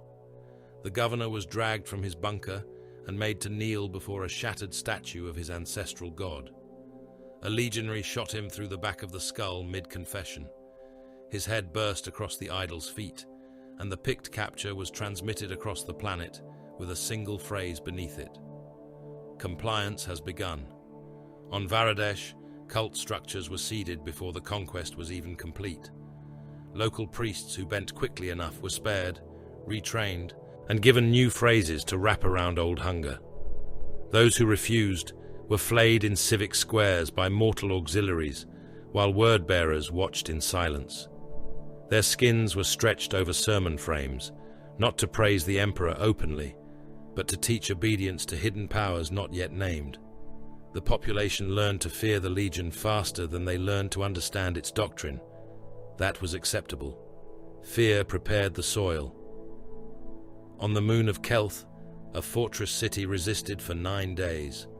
Argyltal led the assault through its western breach. His brothers moved like red judgment through smoke and siren light. Bolters opened bodies against corridor walls. Chainswords snarled through armor, bone, and screaming faces. A defender swung a power axe at Argyltal's helm. He caught the man's wrist, crushed it until the hand became pulp inside its gauntlet, then drove his blade through the man's abdomen and lifted him from the ground. The defender vomited blood down the front of Argyltal's armor. He kicked the corpse free and moved on. In the command sanctum, the last officers had barricaded themselves behind a shrine to reason, some local monument of civic philosophy. They died beneath the muzzles of the serrated sun. One crawled through his own intestines toward a fallen pistol, leaving a glossy trail across white tile. Argyll Tal stepped over him. Another word-bearer put a bolt through the crawling man's spine, and the body folded backward around the wound. The city fell. The reports sent to Terra were excellent. Efficient prosecution, minimal delay, compliance achieved, industrial base preserved, population pacified. No report mentioned the crypt rite performed beneath the fortress afterward, where the ashes of Monarchia were mixed with the blood of the executed officers and sealed into the foundations of the new command temple. No report mentioned the symbols scratched beneath the altar. No report mentioned Erebus smiling as the last candle guttered green. Lorgar's grief became doctrine. At first, the Legion remembered Monarchia as wound, then as grievance, then as proof. The story was told and retold in sealed chambers until it took the shape of scripture. The perfect city had been loyal, and loyal flesh had burned. The faithful had knelt, and their God had denied them. The Emperor's light had fallen upon his own worshippers and consumed them, not because they were impure, but because he could not bear to be known. Therefore the light was false. Therefore mankind needed gods who answered, gods who embraced worship, gods who did not flinch from adoration or pretend hunger was beneath them. Argyll Tal hated how easily the logic fit the wound. He stood once before Lorgar in the primarchs' private observatory, where the stars turned beyond armored glass, and the warp muttered at the edge of translation. "Lord," he said, "what are we becoming?" Lorgar did not answer for a long time. He stood with his hands clasped behind his back, face reflected faintly in the glass. He looked peaceful, which frightened Argyll Tal more than rage would have. "What we always were," Lorgar said at last. "Seekers." "Of what?" "The truth my father forbade me to find." Argyll Tal felt the deck hum beneath his boots. "And if it destroys us?" Lorgar turned then. His eyes were no longer hollow. That emptiness had been filled, but not healed. "Then at least we will die before something that answers." The command came cycles later, though in truth it had been approaching since the first ash of Monarchia settled upon red armor. The fleet gathered at the edge of a region where astropathic choirs wept in their sleep, and navigators sealed their third eyes behind prayer wards they pretended were mathematical precautions. Mortal crews whispered of bad stars. Machine spirits resisted course alignment. Auspex returns bent inward. Vox channels filled with sounds that might have been static, might have been laughter, might have been names spoken by throats too large for matter. The eye waited ahead. It was not merely a wound in the galaxy. It was hunger given horizon. It stained real space with impossible color, a bruise where the veil had torn and never healed. Stars near it burned wrong. Shadows moved against light.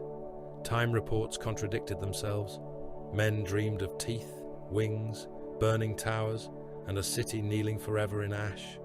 The word-bearer's fleet turned toward it. On the command deck, officers looked to Lorgar. Kurr Farron stood at his side. Erebus waited behind him, hands folded, head lowered in reverence that no longer belonged to the Emperor. Argyll Tal stood among the commanders and felt every oath he had ever spoken shifting inside him like broken glass. Lorgar gave the order. Set course for the storm. No one asked why. No one needed to. The Emperor had refused to be a god, so Lorgar went to seek the gods that would not refuse. 40 years passed beneath the gaze of Terra, and Terra believed what it wished to believe. The reports were clean. That was the first lie, and perhaps the most important. Clean reports had a sanctity all their own in the Imperium. They moved through astropathic choirs, administratum vaults, Legion command archives, crusade councils, and the sealed chambers of men who mistook order for truth because order was easier to file. The word-bearers had improved. The word-bearers had been corrected. The word-bearers had increased their rate of compliance. The word-bearers no longer delayed whole fleets to raise cathedrals over the bones of conquered kings. The word-bearers no longer preached openly where they were commanded to instruct. The word-bearers no longer wrapped every city they took in gold leaf and hymn smoke before allowing the Great Crusade to move on. The tallies praised them. Worlds fell faster now. Tithes arrived sooner. Industrial production resumed under harsher oversight. Populations were pacified with brutal speed, their local priesthoods dismantled, their governors replaced, their sons pressed into militia levies, their histories rewritten before the blood dried in the squares. Expeditionary commanders, who had once complained of Lorgar's delays, now sent approving confirmations through the void. The 17th Legion had become efficient. The censure of Monarchia had worked. The Emperor's will had been understood. So the Imperium believed. Beneath that belief, the rot flowered. The word-bearers had not been healed. They had been converted. Their loyalty became theatre performed for distant auditors. Their obedience became a mask worn before brothers who did not know enough to fear silence. Their crusades became infection vectors, moving from system to system beneath the seal of imperial authority. Each compliance was no longer merely conquest. It was preparation. Each liberated world became a hidden altar. Each newly appointed governor became a possible disciple. Each warrior lodge became a route driven into the flesh of the Great Crusade. The Legion had learned from Monarchia. It had learned not to kneel openly. Erebus and Kurr moved through the decades like priests, attending a long funeral for an empire that did not yet know it was dead. Kurr took the wounded and gave them language. He spoke to captains whose pride still bled from the ash plain of Kurr. He spoke to commanders who had watched the emperor deny his own divinity and had felt love curdle inside their gene-wrought hearts. He told them that shame was not failure. Shame was revelation. The false father had shown his nature. The false light had burned its most devoted sons. No loyal heart should forget. No obedient hand should remain empty when destiny finally demanded payment. Erebus took the ambitious and gave them doors. He seeded lodges among warrior circles, among mortal officers, among fleet crews, among remembrancers who had seen too much, among iterators whose mouths still knew how to shape truth but had forgotten how to believe it. He did not always speak of gods at first. He spoke of brotherhood. He spoke of hidden understanding. He spoke of the Great Crusade as a blade whose wielder feared the edge. He placed questions where commands had once stood. He turned curiosity into hunger, hunger into right, right into allegiance. Mortal priesthoods on compliant worlds were not simply destroyed anymore. Some were hollowed out and filled with new doctrine. Old gods were given new names beneath sealed roofs. Forbidden symbols were scratched beneath imperial eagles. Worlds that sent perfect tithe returns also sent dreams into the warp, dreams shaped by bloodletting, sacrifice, whispered praise, and the slow education of fear. Planetary governors learned to bow twice, once to terror and once to the unseen powers their new tutors promised were listening. The architecture of betrayal rose without towers. It rose in oaths, in hand signs, in lodge passwords, in secret names carved beneath armor plates, in the quiet replacement of reason with revelation, in warriors who still shouted for the emperor during battle while dedicating the screams of the dying to powers beyond his sight. Lorgar wrote through it all. He no longer wrote as a chastised son seeking recognition. He no longer shaped pleas, apologies, or arguments meant to convince a father who had refused to hear him. The voice that moved through his pages had changed. It had passed through humiliation, through pilgrimage, through the dark mouths of the warp, through visions no sane empire could survive. His words became verdicts. The emperor was not misunderstood. He was condemned. The imperial truth was not incomplete. It was a deliberate blindness. Mankind was not being led from superstition into reason. It was being starved of the gods whose hunger proved their reality. Argyle read some of those pages and felt the old ash stir in him. He had become something between wound and weapon, between memory and damnation. The years had hardened him. Battle had cut him. Revelation had marked him in places no apothecary could examine and no armorer could cleanse. Yet beneath every campaign scar and every forbidden truth, he remained the warrior who had knelt in the ashes of Monarchia and seen his father broken before another legion. That memory justified too much. It justified the worlds pacified with hidden purpose. It justified the dissenters removed in the dark between deployments. It justified brothers sent to die because their loyalty still pointed toward terror instead of the truth beyond it. It justified mortals broken and remade into worshippers of things they had no names for. It justified the first blood rites, the first sealed invocations, the first screaming prisoners offered not to prove obedience, but to invite attention. Argyle knew this. He knew the memory was being used. He knew Monarchia had become more than grief. It had become permission. And still, he carried it. A warrior could survive many wounds by naming them duty. He could survive worse by naming them vengeance. The deepest wounds needed holier names. Monarchia gave the 17th Legion all the holy names it required. In distant Ultramar, Guilliman built and governed and made war according to the same principles that had guided him over Kurr. He could not know then what had truly been born in the ash. Perhaps he suspected poison. Perhaps he felt it in the silence after Lorgar rose. Perhaps the taste of that victory never left him. He had meant to correct a brother. He had meant to obey the Emperor. He had meant to show the 17th Legion that the Imperium was not an altar. Instead, the raising of Monarchia helped forge the first true architects of mankind's spiritual ruin. The irony was vast enough to be called imperial. The 13th Legion had destroyed a city to kill worship and taught the word-bearers secrecy. The Emperor had denied godhood and sent his most devoted son searching for gods who answered. Malcador had survived a primarch's wrath and become proof that mortal will could stand before demigods, yet his censure also became one of the blades that cut Lorgar free from obedience. Every act of correction became, in time, a foundation stone for treachery. Kurr endured, because worlds often endured what should have ended them. The continent where Monarchia had stood remained a scar visible from orbit. Ash wastes spread across the old sacred districts, broken by ribs of fused stone, crater glass, and the half-buried remains of statues whose faces had melted into anonymity. Wind moved through dead avenues that no longer led anywhere.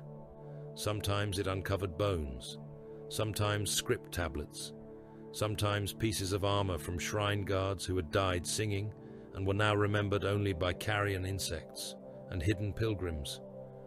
Teva Malix walked those wastes long after the city's death. Age had bent him into a hook.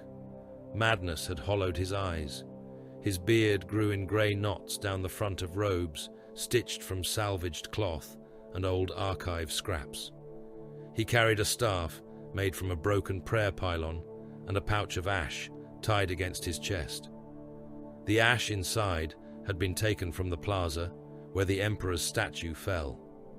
He had never been certain whether it was stone, scripture, or human remains.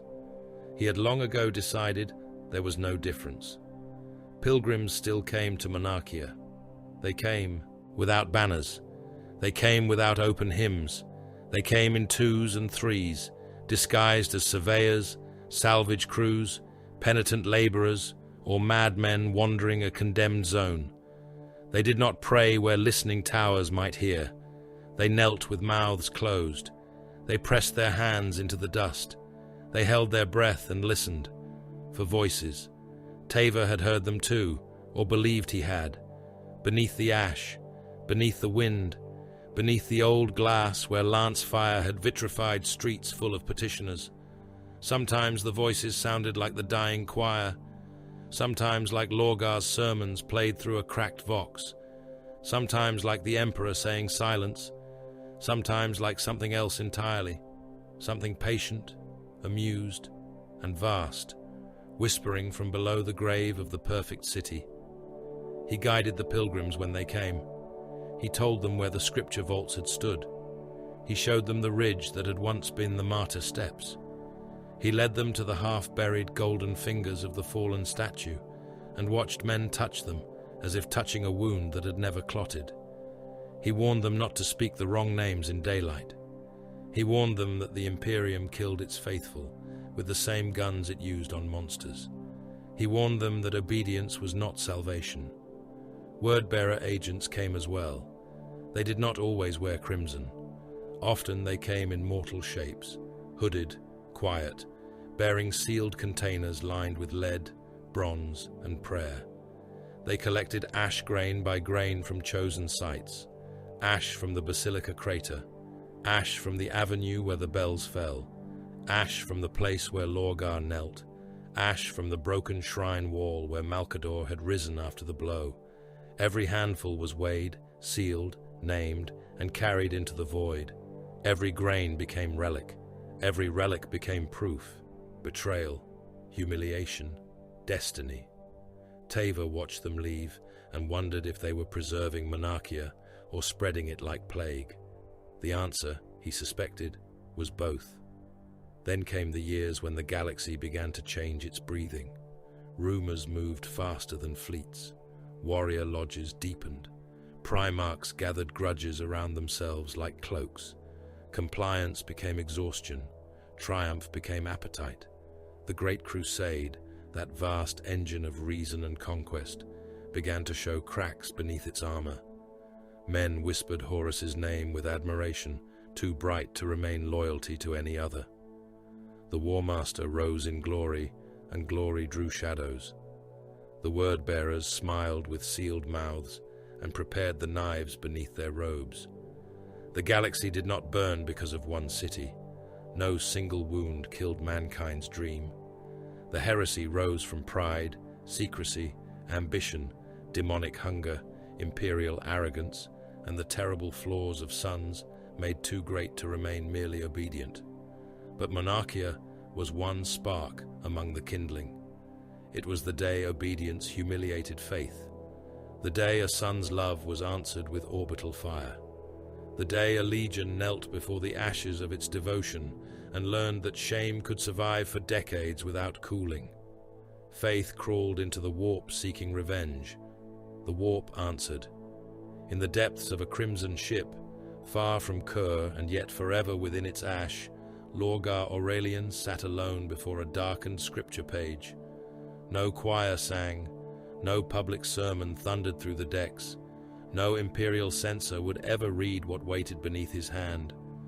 The chamber was lit by candles whose flames leaned toward him, though there was no wind. Around him lay sealed relics from Monarchia, bowls of grey dust, fragments of melted gold, broken stone from the basilica, and a sliver of glass said to have come from the eye of the fallen emperor statue. His hand rested on the page, the same hand that had struck Malcador, the same hand that had trembled over the ash of the perfect city, the same hand that had once been raised in worship toward a father who refused to be adored. Lorgar opened his palm with a ritual blade. Blood welled, dark and bright. He dipped his fingers into it and began to write. Not pleas, not prayers to the emperor, not apologies. The first words of damnation spread across the page in red, and somewhere in the deep places beyond reality, something vast leaned closer to read.